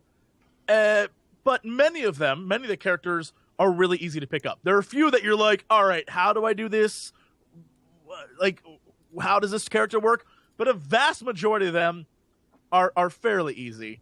I mean, you could be player like Soldier 76, who literally one of his abilities is he's the guy who can run in the game. Yeah, like he just can run. sprints, you hold shift. It's intuitive as hell. That's it. Yeah, and then he shoots guys, and he plays just sort of like an FPS, normal like FPS character would play. And so that's like really easy to pick up, even if you're the guy who's like, I enjoy playing the turret laying character. I enjoy playing the Matrix laying character, like that kind of stuff. And you just like to hang back, or you're like, I want to be Bastion and just stand still and use a turret and hold down the left people. mouse button and murder people. That's it. Yeah, they're all. Yeah. I think like every character with that has a very low barrier to entry, but there's a lot of intricacies that you can really learn. You know, Winston initially seems like a very simple character because he has a gun which fires Tesla lightning, and it kind of automatically locks onto people nearby, and it kind of chains between them. That sounds like a super easy character to play, right? Well, honestly, he really isn't. There's a lot of nuance to him. He has this leap, which can be unbelievably useful for disrupting the enemy. His ultimate is all about that. It's not even about killing people. It's about knocking people around and changing their position. So they have a strong defense, like a turret over here and a guy over here set up. You can disrupt that completely. Like, I target the healer, knock the healer away from everybody else so that they can't get healed. I knock someone out of position so they can't get a good ultimate off or whatever. Learning where to place your shield and when. Learning how to kite in and out of shields. Learning which characters that you can fight straight up and which characters you have to deal with in a different way. There are some characters that absolutely murder you, but with the right shield kiting and kind of kiting in and out of the shield, you can kill them without taking any damage. There's a lot to learn. But even for the turret characters, just learning positioning, when to buff your turret, like where to place it, when to go in, when to not go in. Yep. And it's because people adapt. So when you first started playing, at least for me, playing either Bastion or playing Torbjorn or my brain just died, Symmetra. When playing those characters at the beginning, you could place your different turrets or your different weapons in different places, and it was like, all right, cool. And people would fall for it. And then over time, people understood where you would place it, so then you had to change. And then over time, so it's constantly changing, and people, the more they know the map, the more clever you have to get with where you place stuff. And there's a lot of times where it just, I love how the game slowly adapts as people learn more and more, and you find little things in the characters that you never knew before. You're like, oh, this is what I should be doing now. I wasn't using this a lot before, but now that they're attacking me a different way, I'm going to do this. And I love that about it. I think it's great. I think it might be one of the best games that doesn't exist yet in beta. Like, it's a super beta game that I think is amazing. And the question will be, and I think this is the question everyone's going to have, is when the game finally releases 6 months from now, or whenever the hell they plan on releasing this thing, will the hype still be there, considering we don't know if they're going to introduce any more characters? This might be it. 21 might be it. We don't know about maps. We don't know about the future. Will people stay playing? You know, it's not like Titanfall was a bad game, but the population for that game died off after about 9 months. Right. And yet, TF2 has been around for like almost 10 years and is still relatively popular. It's the hats, man. Yeah, it's the fucking goddamn hats. It's gonna be interesting to see if they can keep people playing it. Yeah. Do you think that's anything to do with like the disparity between the amount of hype there is before the game is released and then how good the game is when it's released? Like Team Fortress developed out of a mod, so there obviously wasn't initially hype for it, whereas Overwatch I know has been massively hyped. Huge hype. I think you might be right, because a lot of that initial disappointment and backlash on the forums and things with the beta weekend was a lot down to the amount of hype. Like, they've been told by people, basically, this is the best fucking game ever, you're going to absolutely love it. They build up unrealistic expectations, and then when they finally get into the game, it's like, oh, was that it? No? And I think that's got a lot to do with it. Titanfall had a huge amount of hype as well, I remember. Massive. Yep. And it was fun, too. It was good. And like, I can't even tell you why I stopped playing that game. I played the game for 2 weeks. Yeah, same here. I played like 30 hours of it and then just kind of stopped. Yeah, one day I just put the controller down and I never switched it on again. And like, I can't tell you why. No. Because I think like the core of that game is solid. Yeah. I think the one thing Overwatch has going for it that Titanfall, for example, didn't have is it has characters that you care about. Like, you are like, I like this character. Yes. I want to play more of this character. I like this world. Like, it gives you that aspect of it, so you care a little bit more and you want to play a little bit personalities longer. To them. They're doing the whole animated series to give you more personality. With Baby Winston. With Baby Winston. Yep. So yeah, they give you a little bit more to it than just Titanfall, which was a cool concept, but without like a really fleshed out world. And in this, they've sort of spent a lot of time building a backstory to a game that doesn't really present you that backstory, but gives you enough that you're like, I kind of want to know more. And so maybe that will be how they keep it going. But I mean, that's my biggest concern. It may not work. This game, yeah, I'd love for this game to still be something I want to play in, next year when it comes out. Because, if everything's in the game now, then what's going to happen in the future? I don't know. We'll see. Well, there'll be a lot more, more maps. I think more modes. They're talking about adding stopwatch to the game, which I think is a great mode. I mean, you've got to have ranking system. Yeah, there will be a ranking system, definitely. What I would like to see in that game, because as I said, the game modes are the weakest, I'd like to see both stopwatch, which is a great competitive mode for those that don't know. Basically, it gives you 2 rounds. You attack once, you defend once, and the attacking team sets the time. And if they don't reach the end, then they set the time at a specific point, and then the other team has to beat that. So either they've got to beat the level faster than the other guys did, or they've got to get further than the other guys did. And that's a really good mode for any kind of push map. And all the maps for that game are push maps. You have to push across the map. So I think they should also be looking at other games that have done pushing. Like, obviously TF2 was one of them, and that's why they nicked Payload. But Dirty Bomb, Wolfenstein, Quake Wars, those were games that did pushing. Dirty Bomb does a pretty good job of that. They have objective-based stuff like, oh, you've got to blow up this, and now you've got to move this. And I like it when they change things around, or when they mean that everything that you do throughout the level isn't exactly the same thing. So I'd like to see a Brink. Look at how Brink did things with their multiple objectives. I think that's a good thing to look at. That's how you could expand the lineup of modes in that game effectively. I want to see a King of the Hill mode. I'd love that. That'd be good. I wonder if 6 Winstons would run King of the Hill. If you think about it, like King of the Hill mode, if the objective area was like a small contained area, the amount of just craziness that could happen if but you got to hold that area though, as everyone's just bombarding you. Just ultimate, then ultimate, then ultimate. Yeah. Yeah. Yeah, I hope they do some stuff with that. Anyway, let's take a break. When we come back, we'll talk about some of the news. There's so little. I mean, it's, we're coming towards the end of the game release season, basically, but there's a couple of things we can talk about. So we'll be back after the break with some news releases and then the wrap up of the show. You're watching the Co-Optional Podcast. Do not go anywhere. Well, ladies and gentlemen, welcome back to the Co-Optional Podcast. We're going to talk about what limited news there is. There's really not a lot, actually. Not much. This is to be expected. It's that time of year, isn't it? When everything's already happened. Pretty much all the major games are out. There's a couple more. There's like Rainbow Six Siege, I think, is still to be released this year, and Just Cause 3, which I just got my review code for, and I'm very excited to play. But outside of that, that's pretty much it, right? I think so. There's huge international political news happening, but gaming, not so much. True enough. Yeah. Which is maybe... It's maybe okay that crazy things aren't happening. It's maybe all right. I would be entirely okay with just having a quiet few weeks. However, there are a couple of things that have made the news. The current controversy with Killing Floor 2.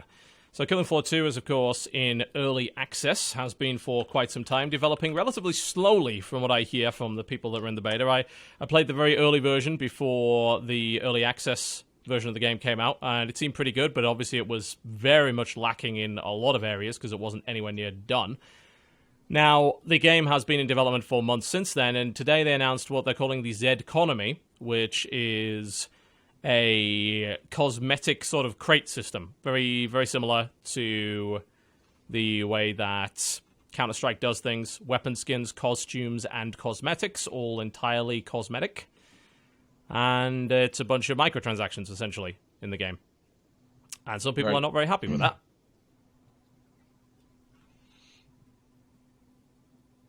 Okay. Just reading through it. But all right, so why are they not happy? I mean, does it go against like a company policy that said we'd never do microtransactions? No, they've never said that. Does it affect the game in any way? Nope. Besides making things look different? Nope. So it's a game that the developers are like, hey, we would sure love to make some extra money. Do you want to buy a new skinned gun from us? Like CSGO, H1Z1, shitloads of other games that I just everyone don't is fine understand. with. What are people mad about here? I don't. So I've read a few things, and I'm gonna hit chat right on the head with their own silliness because but the game's not finished. Okay, I mean we knew that. I mean it's an early access game, and they charged for it. So what's the problem? It wasn't a free game until now. It's not like there wasn't any financial aspect to Killing Floor 2 until this point. It's been sold as an early access product for the last 5 or 6 months. Is it free? No, not at all. No. It's never been free. Neither CSGO. No, it's not. Neither's H1Z1. No, it's not. None And of these H1Z1 games. ain't There is finished. a point here, though, that perhaps people are annoyed that it's slowing early access development, and they feel like that the developers are, skinning stuff, and they haven't actually finished the game yet. And And I think that's a fallacy. I really do, because I'm sorry, artists aren't the one fixing bugs. They're not the ones creating a lot of this new content. Also, the counter argument is that it's generating revenue that would actually speed up the development of the game. Exactly. Because they might need the money. A lot of those artists, a lot of the people who are developing the skins and things, literally have once a game gets to this point, it's all right, what do we do? Why are a lot of the time? Spoiler: a lot of times those guys get laid off. Yeah, that's true. A lot of times when their job's done, it's all right, thanks, go find someone else to work. So, I don't see anything bad with it. I mean, honestly, if I had the game and I had an issue with I don't like these things, then I wouldn't buy them. But at the same time, I imagine the people do like them, and they just want them for I want it for free. Why do I have to buy it? It's also worth noting that I believe the vast majority of these items right now are actually developed by community artists and not by the actual company themselves.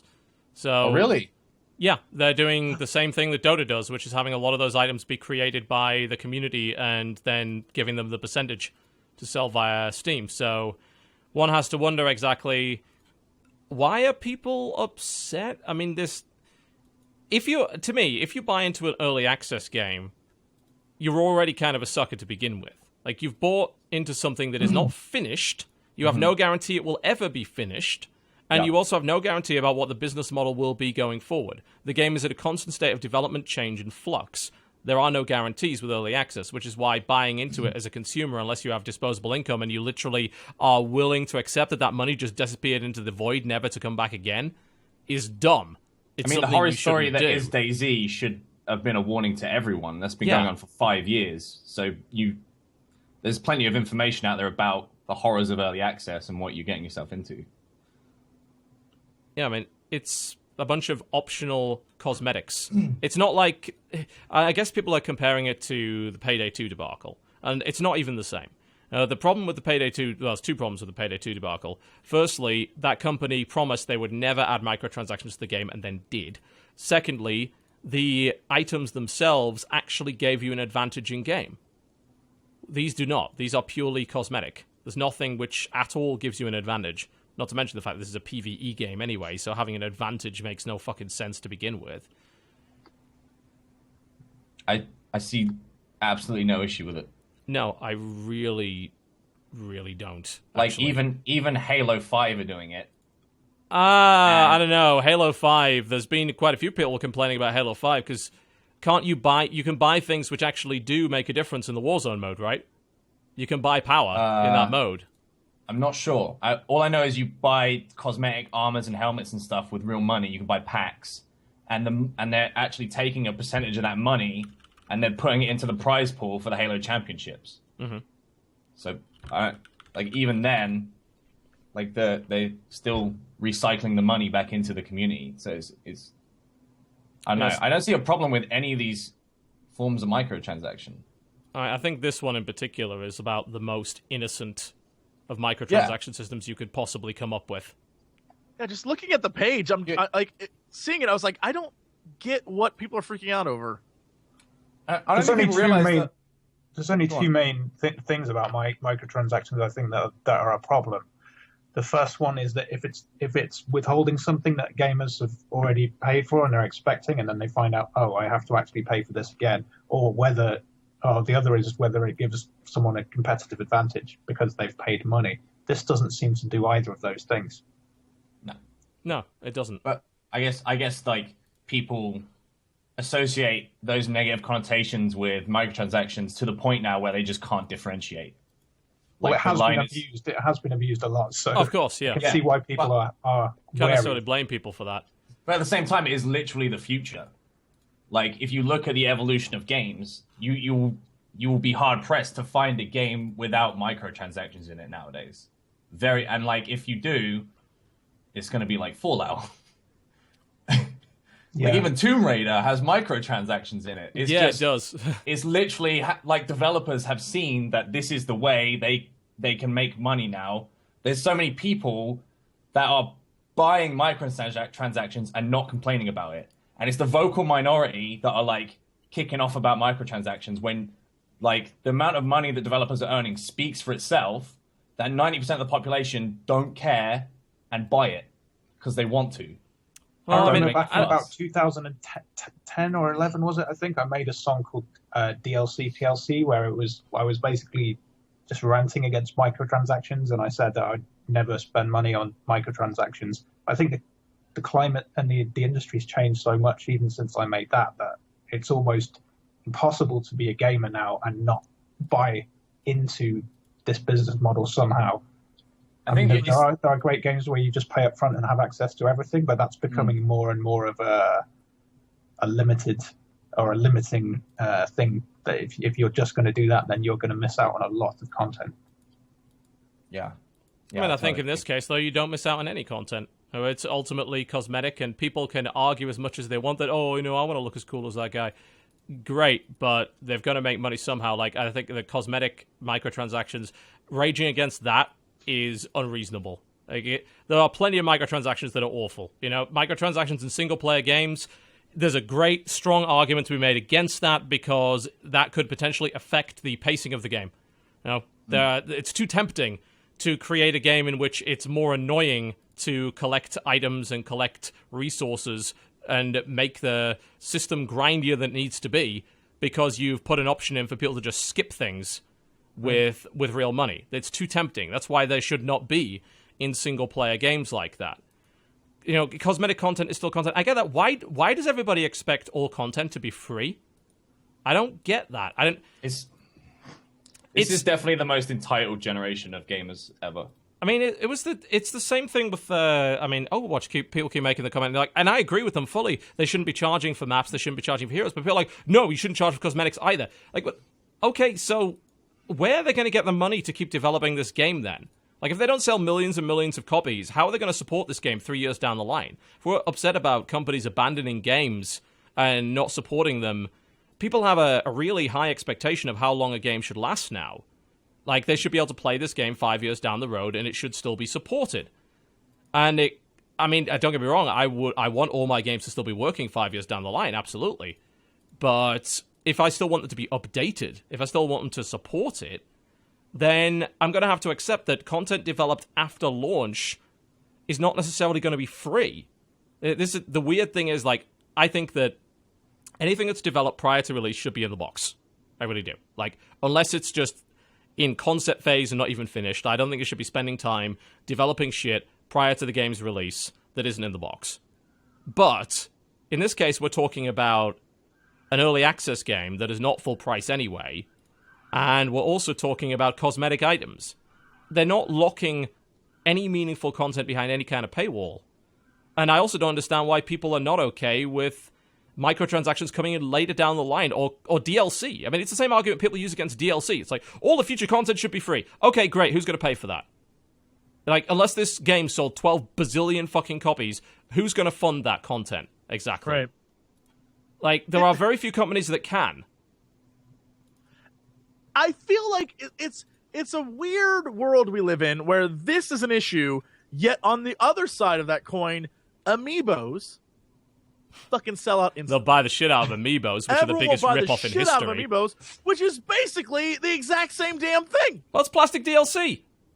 It is. That's all it is. They literally lock selling. disc kids content. Punching their grandma to get an amiibo. Nintendo locks disc-based content behind a plastic, like, $10 or $20 paywall, and people eat that shit up. And yet, if you ask whether or not people are okay with having cosmetic crates in an early access PvE shooter, apparently that's upsetting to people. And it's like, Boost Amiibo is physical. Yeah, it's 20 cents worth of plastic. You pay 10 to 15 bucks for it. It's a weird thing. Like, yeah, but they're like figures, and I can display them. Great. That's literally Awesome. what the stuff in the game is, and trust me, in just about as long as it takes you to get over the stuff you just bought, you'll eventually get over those amiibos. Like, you don't want to spoil it, but eventually Shitty those will end up in the mass-produced closet. cheap plastic tat is what you're collecting here. You know, it's not like you're collecting rare art. This is mass-produced bullshit. I started collecting amiibos. I got like 7 of the Smash ones, and then I realized they look fucking dumb, and I gave them to my 3-year-old nephew, and he has destroyed them all. Good. And I sleep soundly at night. I'm just saying. I mean, you could argue that there's a resale value with it if you bought something physical, you could sell it on. But I don't know. Is the content, the digital content that's attached to the amiibo, that's not resellable, is it? No, it's not really. I mean, I mean, I could sell my amiibos 5 years down the line, but if the Wii U has, gone out of, which it will have, it won't even be relevant anymore. What the digital content would be for a game that people don't even play. It's kind of pointless. We don't even know if the servers will still be up. We don't even know if you can unlock that kind of thing later down the line. The only value that thing has as a physical item is the value of the plastic. But going back to this, it's just people seem to have a really weird idea of how game development actually works. And the idea that game development post-launch is somehow free and that everything you get should be free. I do not believe I'm entitled to anything other than a working game. So if you need to patch the game to fix it, you better fucking do that and better not charge me for it. But outside of that, anything past day one that you want to develop post-launch, I'm not entitled to that for free. That costs money, That's post-launch content. Of course I've got to pay for it. The main problem is a lot of that DLC isn't worth the money they're charging for it. Most of it's shit. That's the problem. DLC is not a problem. The problem is bad DLC. It's value. I'm not going to be starting on the people like, back in the day we used to buy expansion packs. Yeah, I know. Every 2 years. Now you get that expansion content split up over the course of a number of months. And in theory, if the DLC is good, then you should be paying about the same. The problem is most of the time it isn't. Therein lies the problem. The thing about the early access thing is obviously that, they're like, it's not post-launch, game's not done yet. Yeah, but simultaneously, once you start charging for a game, it's pretty much launched. I don't care if it's not done yet. You charge for it. So you buy it in whatever state that it's in. And anything that's added after that, whether it be microtransactions or not, I don't think it's reasonable to expect none of that content, every piece of that content to come out for free. I don't know. The early access model is just so weird. It's such a bad model. It's such an awful model that the usual arguments that I could apply to a regular game don't fucking apply now. Well, I avoid it entirely. Once you go early, once you've paid for early access, your ability to bitch and moan should be nulled. You have kind of done a very stupid thing when you buy an early access game. You've bought into it's like a worse version of pre-ordering. You've bought into an idea that at least with pre-ordering I don't know. At least with pre-ordering, the game's probably coming out, and the chances are that you can get a refund before it comes out. The problem with early access is you can't get a refund, and you have no idea if the game will finish. And there's plenty of early access games that they've never finished. They're not done. They're never going to be done. Many of them, yeah. Yeah. To me, it feels like going into a restaurant and then eating the ingredients before they're cooked. I'd rather just wait and have the finished product, make sure that someone has taken it to completion and then given it to me, rather than me just wanting to get my hands on something. Oh my God, it's a pizza analogy. It's a pizza analogy. When you order pizza, you're pre-ordering the pizza, and you don't know how good it's gonna be. But if you go early access, you are just buying cheese the dough and cheese. Dough and Holy tomato shit! sauce. This could become a pizza, or it may never be made into one, or it may turn out burned. We just don't know. Yeah, there's your difference. And when you buy a pizza as well, if it comes ruined, you can usually get your money back or get another pizza. Yes. Right. With early access, like, well, fuck you. You bought early access. You knew what you were getting into. Yeah. There's someone in chat makes the point, well, the problem is that you can invest a bunch of money into microtransactions in early access and the developer just abandons the game and you lost all the things you bought. You mean like real games? Like, that happens with regular release games all the time, you know?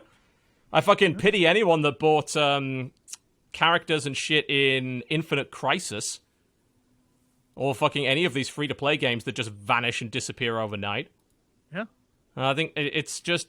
Early access is so inherently risky. I don't know what the rules are for early access. You know, can there be microtransactions in an early access game? Sure, I think. But it's a fairly new model. I don't know. I don't know what's acceptable and what isn't. I think, honestly... It's so popular, though, that it doesn't need to establish any rules at the moment because a developer can release something in early access and people will pay for it. So they don't need to particularly be held to rigorous rules as such, do they? I mean, if people keep buying these early access survival games, then people are going to keep making them and keep releasing this model.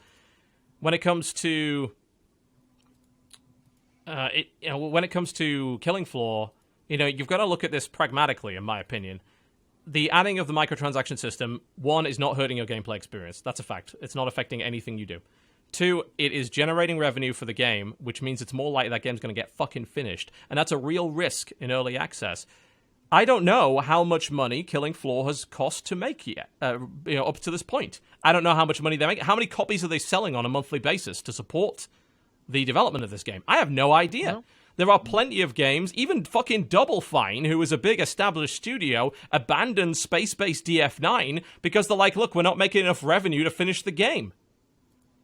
To me, it seems like if you put a microtransaction system into the game that's purely cosmetic, then you're building a revenue stream. Oh God. The whole chat is crucifying me because I am pretty much known for buying and trying every You do it all the game. time, man. You buy all those early access games. In my defense, I do it so that other people don't. Yeah, I do it you so take the that bullet for people. Can watch me, and if they go, it's all right, they get it, and if they go, wow, this is fucking garbage, they don't get it. Mm-hmm. So, you're like the guy in the battlefield who goes out testing for landmines. Yeah, you're the guy who goes into the holes to find like dudes. You're like, get in there, Private Gump, and you're just digging through holes. That's you. Yeah. But I hold my hands up that like obviously that has become a thing with my content, and I will buy an early access game. But it's something people. But the difference is, it's something people enjoy watching you do. They enjoy watching you do those things. That's different than what they're saying. Like, oh, well, because Sam did it for his YouTube channel in order to earn a living, or his Twitch, right? It's totally different than like, and now I shall buy it as well. Like, it's a different experience. But if they see me having fun, I am an early access enabler. So technically, Indeed. I am responsible you are an enabler for some of these tragedies. How dare you do these things? Although infection survivor stories, I never fucking touch that shit. Oh, God, that's so bad. I didn't go near that shit. Oh. All right, I didn't go near that shit. Oh man, is that still even like? Can you buy that and play it? Yeah, And people do. Yeah, unfortunately, yeah. And if you got an extra £10, you can buy a rocket launcher and shoot everyone. Oh God, the literal pay to win in that game. Oh God, is it still? How many people own this game? God damn it! According to Steam Spy, almost 1 million people own Infestation Survivor Stories. And you're getting onto the Killing Floor guys for fucking cosmetic microtransactions, and yet Infestation Survivor Stories is still allowed to exist. Like, let's prioritize. You know, this is really important. We need to purge this game. I cannot believe it exists. I've just noticed it's in my Steam library, and I'm not sure why. How did that happen? I don't know. Snuck you in there. You saw Sam playing it, and you were like, I have to buy this. It's probably bundled at some point. Game purchase 2013, hours played 0. So, yeah. Wait, I'm going to have to check. Oh, God, don't be like hours played 532.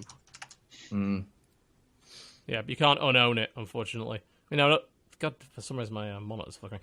Another argument being made in the chat, it's like, I don't like early access microtransactions because I can't trust the developer to pull resources away from making a full game just to make microtransactions. Not to mention, in every early access game, there will be bugs, but the microtransactions still work flawlessly. Of course it worked flawlessly, because they use the Steam backend for it. Of course it works flawlessly. Steam works. They're not connected. Yeah, those things have nothing to do with each other. Plus, again, it's the fallacy of saying, look, it's not a zero-sum game. Like, it's the zero-sum fallacy of, a developer is working on microtransactions, so he's not working on something else. This is art stuff. Like, these are not the same people who are coding the game and developing new maps and developing new content and developing new classes. These are not the same guys. It's a fallacy that everyone just runs around doing everything in the same development house. That's nonsense. Absolute nonsense.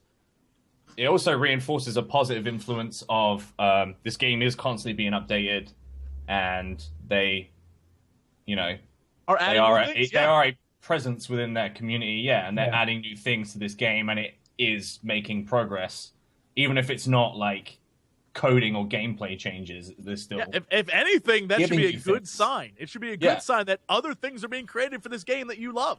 So even if you don't buy them, and even if you're not going to buy them, the fact that time and energy is going into making it look different and more like adding new things to it, that you should love that idea. Especially if you love the game, because they're giving you a way to support that developer. And a lot of people actually just do enjoy supporting a developer they love. It's a very common thing. So, I don't see where the beef is here. I don't know. I think there's a lot of nonsense. I think it's mostly down to just people getting burned over the past year on various different things. And as a result, just turning around and saying, everything like this is bad now. It's like, no, it's not. Not every microtransaction is bad. There are plenty of microtransactions done right. There are plenty done horribly wrong. In this case, I think that it's unreasonable to suggest that a game should not have additional sources of revenue beyond merely releasing. But the weird thing is that as an early access game, it's very hard to apply the same logic that you would to a released title. I don't know. It's very strange. Again, it could be because the game has been developed slowly, which is true. The development of Killing Floor 2 is really slow. Troublingly so. Isn't it quite a small team, though?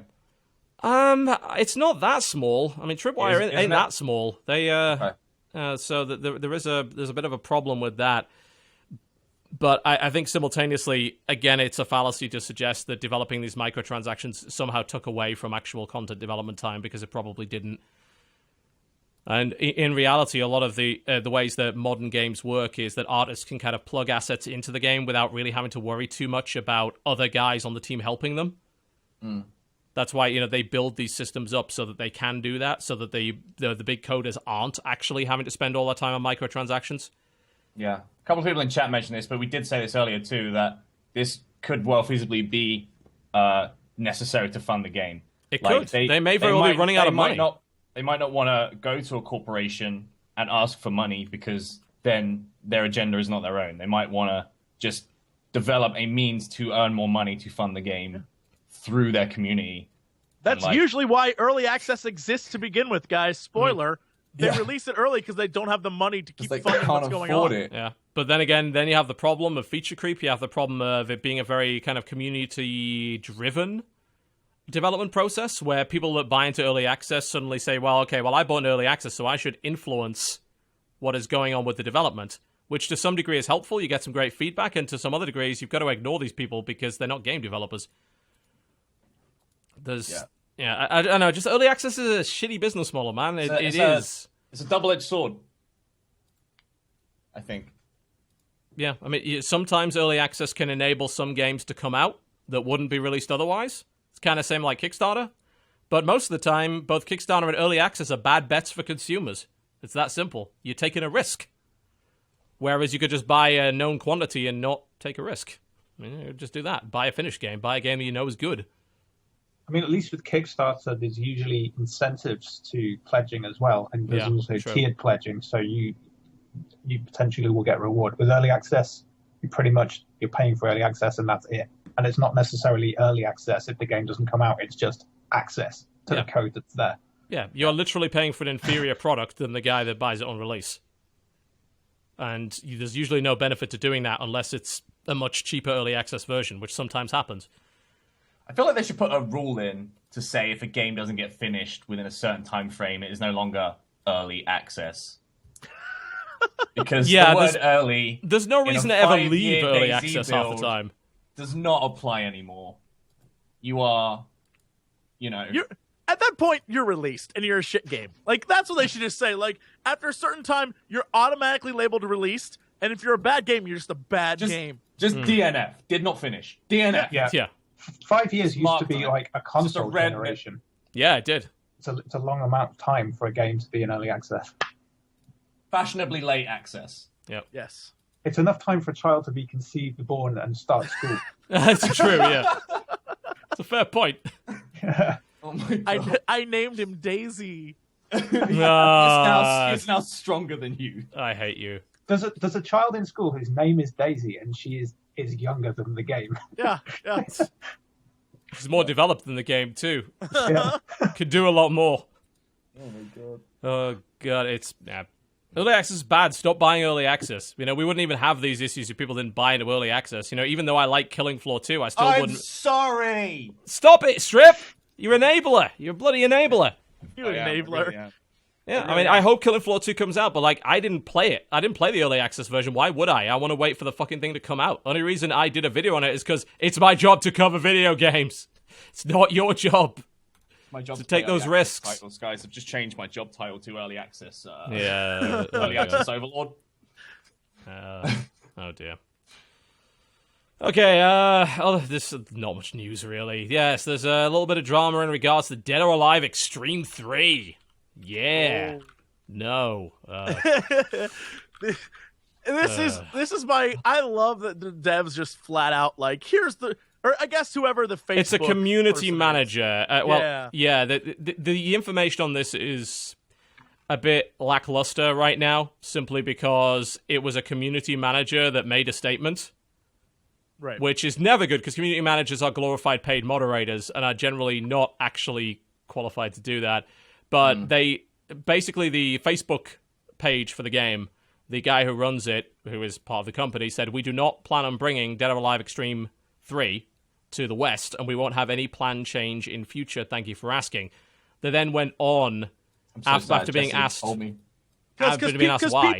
Because people were like, why? You said if people wanted it, you would make it. We would love to have, Dead or Alive. What's going on? And then they responded to that. Yeah, and then they said, do you know how many issue happening in video game industry? Bear in mind, of course, this is badly translated. With regard to how to treat female in video game industry. We do not want to talk about those things here, but certainly we have gone through in the last year or two to come to our decision. Thank you. But yeah, so I don't know if they're going to make an official statement on this, but they're essentially, if that's anything to go by, they're saying they're not going to release it because they're afraid of a backlash. No, they're afraid of... It sounds like they're not afraid of a backlash because they've released so many titles to the West before and just ignored it. There's been backlash with, every Dead or Alive game, and they've just been whatever. I think they've reached the point where they're just tired of the harassment. They're just sick of it. They don't need it. They sell more copies over there. They don't have to localize it. They're just it's not worth the hassle. Well, I have to wonder, if it even isn't anything to do with this. Maybe they just don't think it's going to sell very well, which is entirely possible. Possible. Dead or Alive Xtreme, the fucking volleyball/dating sim games, they're awful. They're really bad games. And I don't know how well they sell. There's no real information playing on them that. for the gameplay. Well, no, because there's no gameplay to play. It's yeah. Bunch of stupid mini games. But it's one of those things that I guess, depending on how you look at this, either VG charts is not reliable, by the way. People linking VG charts, that's not at all reliable. Please don't do that. No, useless. It's one of those things. It's all right, well, it's either half the people are going to see this and be like, great, that's a major victory because that game is garbage, and it really was let's make crazy boob physics and just stare at women's asses, and the other half is going to be pissed off because a game was essentially in order to prevent drama, censored by the devs, or at least in this case, the community manager. They shut out a big portion of their community because they didn't. Yeah, and so we just don't know though. We don't know why. These are very cryptic messages. Yeah, it could be down to the fact that they think that people are going to get angry at the video game or whatever. But I just don't know exactly why it is. I think this is becoming it's a political hockey puck again for people to just say, those damn SJWs, they're ruining our video games again. And then the other side is those toxic, masculine, gamer, creepy fucks, blah, blah, blah. And then it's like, somehow we blame Anita Sarkeesian for this. I'm like, do we? Do you really think that people in Japan even know who Anita Sarkeesian is? They don't give shit. They don't give a fuck. No.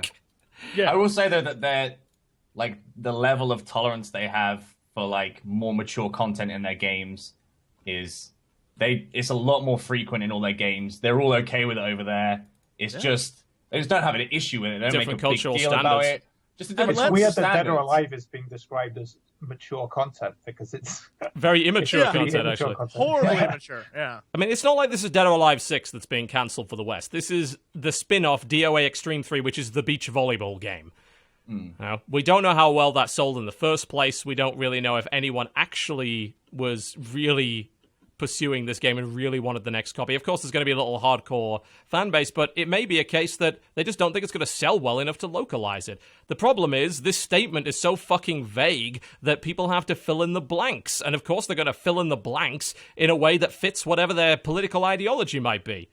Some people are going to say, this is evidence that video games are being censored. And then the people on the other side are going to be saying, this is evidence that our progressive campaigning is working. And you're probably both wrong. You know, you're probably both wrong. Yeah. And again, it's not even a very good game to begin with. Let's just be clear. Like, if guys, this is the reason why Playboy is doing articles now and getting, because if you're going to this game to jerk it, There's a lot. Like, guys, the internet. You don't even have to pay for this game. This is not like this is. You don't have to use Playboy and jerk it together. Yeah, like like that. it's not even a good game. Like, so I don't know. I feel like this is one of jerk those it to things Playboy. I'll kill all no of one you. does that. Nobody does that. Your grandfather maybe, but nobody Kill does all of you. that. Yeah. But it's one of. We need a proper until I hear from the actual developers or from Tecmo-Koei's PR that clearly states the reason why it's not coming over, and it actually turns around and said, yes, we're actually legitimately afraid of the backlash. At that point, you can then start talking about, have we got to a point where gaming culture has become too prudish, too Puritan? Are we demonizing what's basically just harmless fun? Well, people seem to forget that the West has had, like Japan has been making, I'll say adult things for a long time. And some of my favorite games, for example, way back when, 1995 Final Fantasy VI, a lot of the sprites were edited. Because it was like, oh, this is a naked woman, so we're going to put clothes on her. Like, it's just that games when they reported to the West way back then were still edited. And that just, it's happened so long that people sometimes forget the Japanese gaming culture is very different than what we have. So, I mean, deal with it. Just I want deal with it. I You're want to not- live over there, man. There's just You're no not BS. going to influence they make them shit and make that's them cool. change. Well, They I mean, make if you're a what they make. male, you'll probably have a great time over there, but if you're That's female, maybe not so absolutely true. much. I mean, that people talk about the patriarchy. That's actually a patriarchal society in many ways, Very much. But the thing is, you can disagree with it as much as you like, but they don't give a fuck what you think. Like, that's a society No, they actually don't. has never cared what you thought. Never. And so we can sit here and demonize them and be like, oh, they're making this Dead Alive game and all this is just girls' asses and weird jiggle boob effects. Spoiler, they don't give a shit what you think. They just don't care. As far as we know. The thing is, if this statement is anything to go by, they obviously do give a shit what people think, but They just don't want to deal with it. I just Like- don't think right now it's not a reliable story because, it's a broken English community manager on a Facebook page.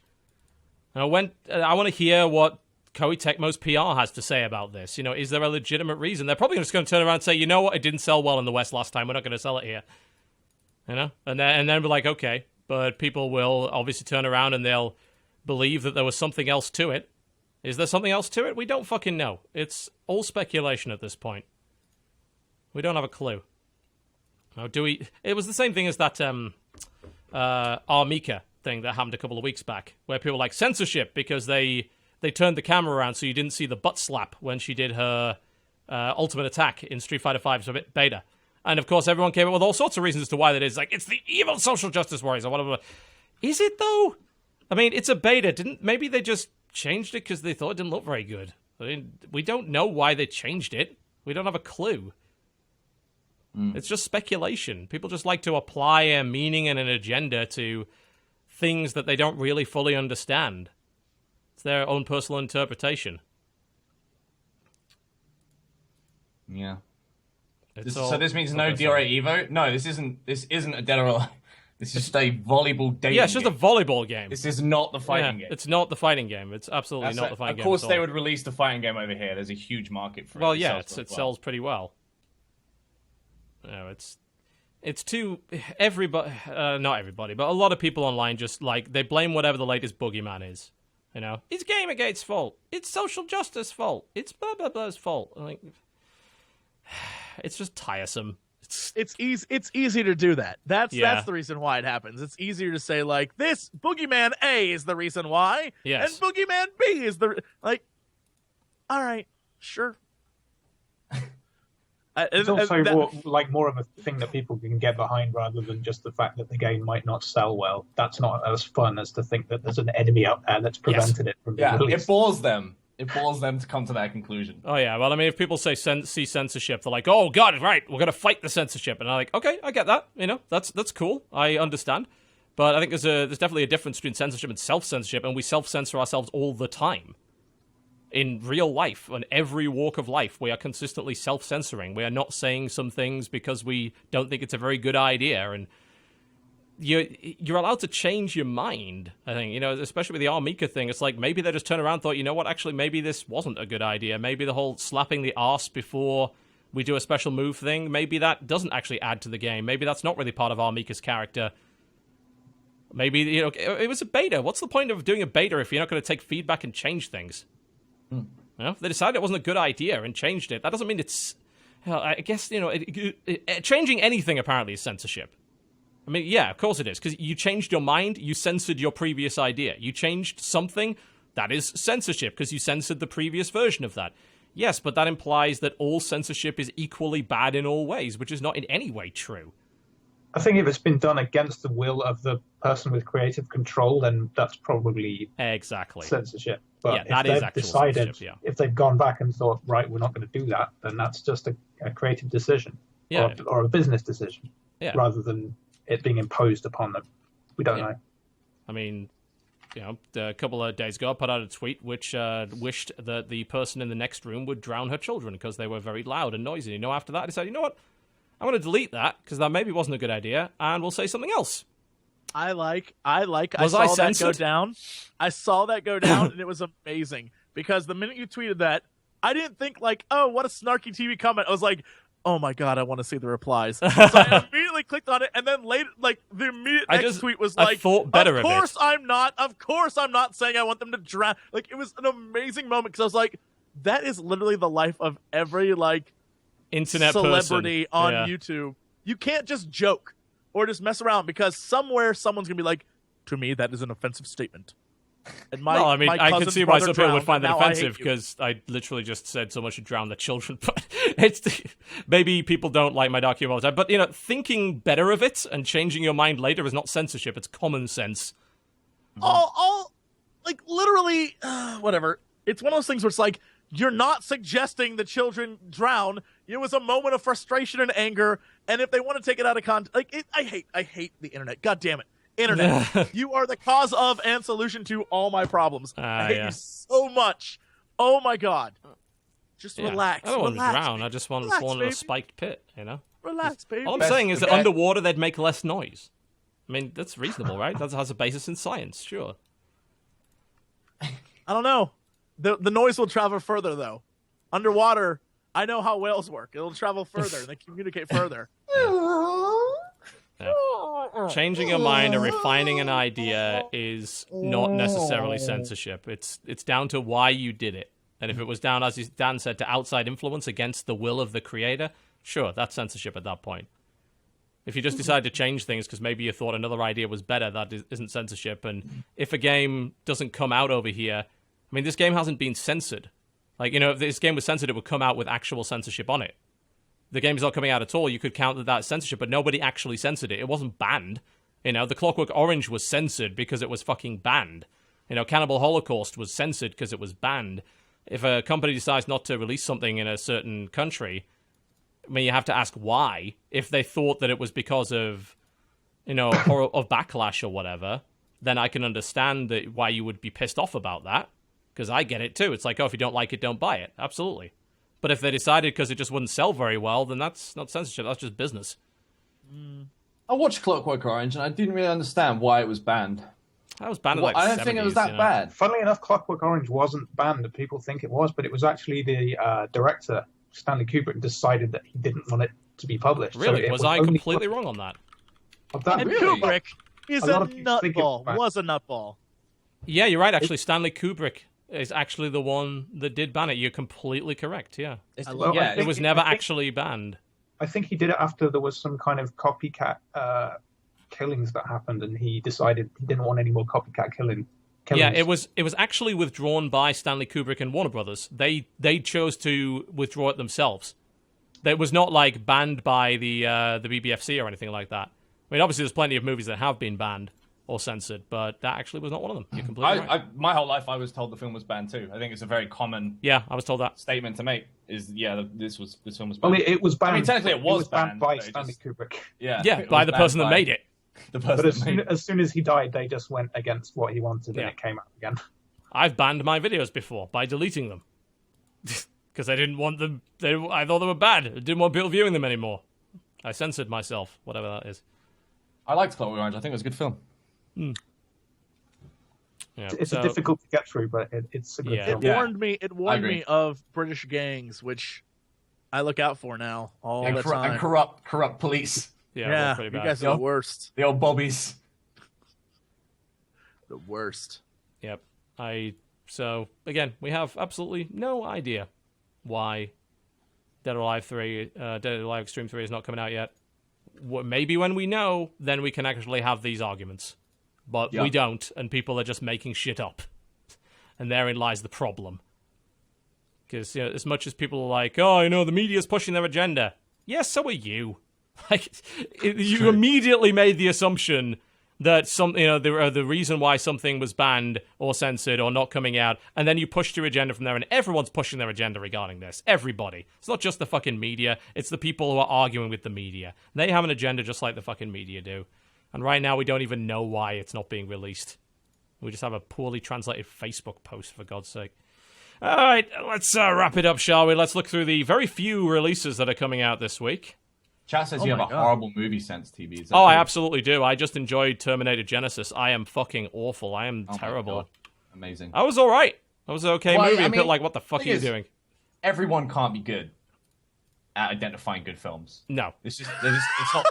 It's just not a skill. You just aren't skilled enough. There has to be people that lack that skill. Yeah, because otherwise those movies would never do well. Yeah. So, really, thank you for being on the bottom of the pile. Yeah, really, like, I am doing you guys a service. Really. Yeah. It's the way you should view it. Yeah. Transformers was shit. Okay. November the 24th. 5 Guardians of David, which is an action RPG, apparently. It looks set in the lands of Canaan, so I'm guessing biblical of some sort? I mean, with the invention of David, I guess so. Yeah. I think I heard of this, yeah. It's like a Diablo sort of game, isn't it? But based in the biblical realm. That's what I heard. I'm guessing when they use one of the greatest stories ever told, we're definitely going biblical here. Interesting. Don't know how good at all, if any, that is. So I'll have a look at that. I mean, it looks pretty decent, so we'll see. Dynasty Warriors 8 Empires coming out for PlayStation Network Vita. Yay, and such. Goblin Defenders Steel and Wood. Oh my. Steel and Wood for all of $2. Looks like yep, that is a tower defense game that's obviously being ported from mobile. Yeah, Google Play, all that stuff, yeah. Woo. Space Food Truck is coming out today, though. I actually have code for that. I should play it. It's a Space Food Truck deck builder. You have to kind of build the deck of cards to properly sell food across space and time. It's amazing. Yeah, that sounds great. It was one of the guys that made Outwitters, which is actually one of the best games on iOS, so really, really cool strategy game, so might be good. Super Snow Fight. Multiplayer action brawler game with snow. With snow. We really are scraping the bottom of the barrel here, aren't we? Heroes Never Lose. It is a puzzle game. Yeah, So no, it's also hero-themed Alive. action puzzler. Oh, it looks like Super Puzzle Fighter. Interesting. Yeah, it actually looks very similar to Super Puzzle Fighter. Mass Vector, also coming out today. It is a physics-based game with 100 levels of challenging fun, apparently. Looks like it was made in 1997. Yup. Apparently Super Snow Fight is so good it's listed twice. 25th, Strania the Stellar Machina, which is a Japanese... It's a Japanese shooter, platformer, shmup thingy. Yeah, it looks like Japanese shmup. Ikaruga-esque, apparently. Bad End is something. That's the thing. It's a choose-your-own-adventure visual novel anime thingy. What now? A Dodger game. Yeah, it's a dodgy what game. now? Yeah, it's not got the boobs you're looking for, so don't even bother. It doesn't Bombshell! have the assets you're looking for, Jesse. No, indeed, it's not. Developed by Interceptor, this is a action role-playing game that is actually being published by 3D Realms. Very, so it seems like kind of Duke Nukem-esque. I'm not sure if I'm supposed to say this, but I have a voice role in that game. Oh, so really? Do you? I'm in What? it. Yeah. Oh, Yeah. there you go. Well, it Oh, looks wow. like shit. Have you played it? Is it any good? I haven't played it yet, but I actually Jesse. I'm just giving him crap. Also, this release is also wrong. The release list is incorrect. Apparently, that's actually out in 2 months, not in 2 days. So I don't know. probably definitely shouldn't have said that then. Yeah, Ignore what I said. never mind. everyone. Never mind. Yeah, I don't know actually why they're saying that it's coming out on the 26th, because it's not. According to update 4 days ago on the Steam page, it's actually coming out on January the 29th next year, so never mind. What? Oh well, so much for that release list. You can blame Giant Bomb for getting that one wrong. Saint Seiya Soldiers' Souls. Which is looks like, yeah, it's an anime fighting game by the looks of it. Based on Saint Seiya, that series that has been around forever. Aquatica, I think we took a look at that. Yeah, why is that coming out now? I thought that was out last week. Apparently not. Action adventure game with puzzle elements and fish, basically. You are a fish. It's like You a are a side fish, scroller, yes. And you are a fish, yeah. Indeed. And Omahari Shun Steam Edition. Omahari Kawasi Steam Edition. Of course. It is a backpacking Japanese sushi chef game. What the fuck? Damn it. Oh my Armed God. with a fishing rod. It's It's amazing. a sushi-based platformer. I just want to point this out. We have discovered It a sushi-based actually platformer. We need more of those. We Actually need looks kinda more fun. sushi-based platforms. It looks insanely ridiculous and kind Yeah. of fun. Actually Like looks the kinda grappling fun. hook is elastic, so you have to like bounce and throw yourselves in different directions. That actually kind of looks good. Actually, kind of looks fun. Oh my god. And that's it. Yep, that's it. Until next week when Just Cause 3 comes out and we all rejoice, hopefully. But there we go. That is the Corptional Podcast for you, ladies and gentlemen. So let's tell you about what we're going to be doing this week. Dan, what's coming up on your channel over the next couple of weeks? What's going on? At the moment, I'm desperately trying to claw back my backlog of work, so I don't know what I'm going to publish this week. But interestingly, yesterday I had a crazy encounter with a wild fox that came into my garden. It fell asleep Okay. next to my back door, and I got my camera out, and then I filmed I've got two of my cats were on the other side of the glass on the door, just looking into the eyes of this fox. They weren't aggressive to each other or anything whatsoever. It was like a proper Disney moment. So that may be my video this week. Nothing to do with games. You have or filmed music. a fox and cats. Fantastic. You're There we go. Snow- It's you're an like instant- Snow- you're like the male rapper version of Snow White. There we go. That's my USP. Oh my god. That And of should course- have been your original name, Snow White. Oh dear. And if you want to check out his channel, of course, the name has been under his face for the last 3 hours. Dougleby. If you just search for Dan Bull, you will find him. Oh, there check him on out. He's YouTube. amazing. Go check him out. Jesse, far what's too going on with your talented channel to this be on week? What's YouTube. going on? Oh my god. Finishing up StarCraft 2. And Yep. then we're back on the normal goodness. All the things Cool. I put on hold for StarCraft 2 are coming back. So Great. that's that. Strippin, what are you up to? I'm going to be doing Bloodborne for the rest of the week. All right. And when I finish There the we go. game, I'm going to just fight other people until Awesome. I'm sick of it. And it's going to be amazing. Nice. I've got a couple of things coming out this week. I'll be doing some more Hearthstone. I'll be doing my video on Battlefront. It will not be positive. I did just record a video on the Kotaku Blacklist thing. It may or may not be out tomorrow. I've got to listen back to it and see if it actually made any sense. I will also be working on Just Cause 3 because my review code just arrived and I can get a video out before release. So That would be nice, considering I have failed to do that for the last, 3 fucking months, so I'll be looking forward to playing that one. Hopefully it does not suck. That will be great.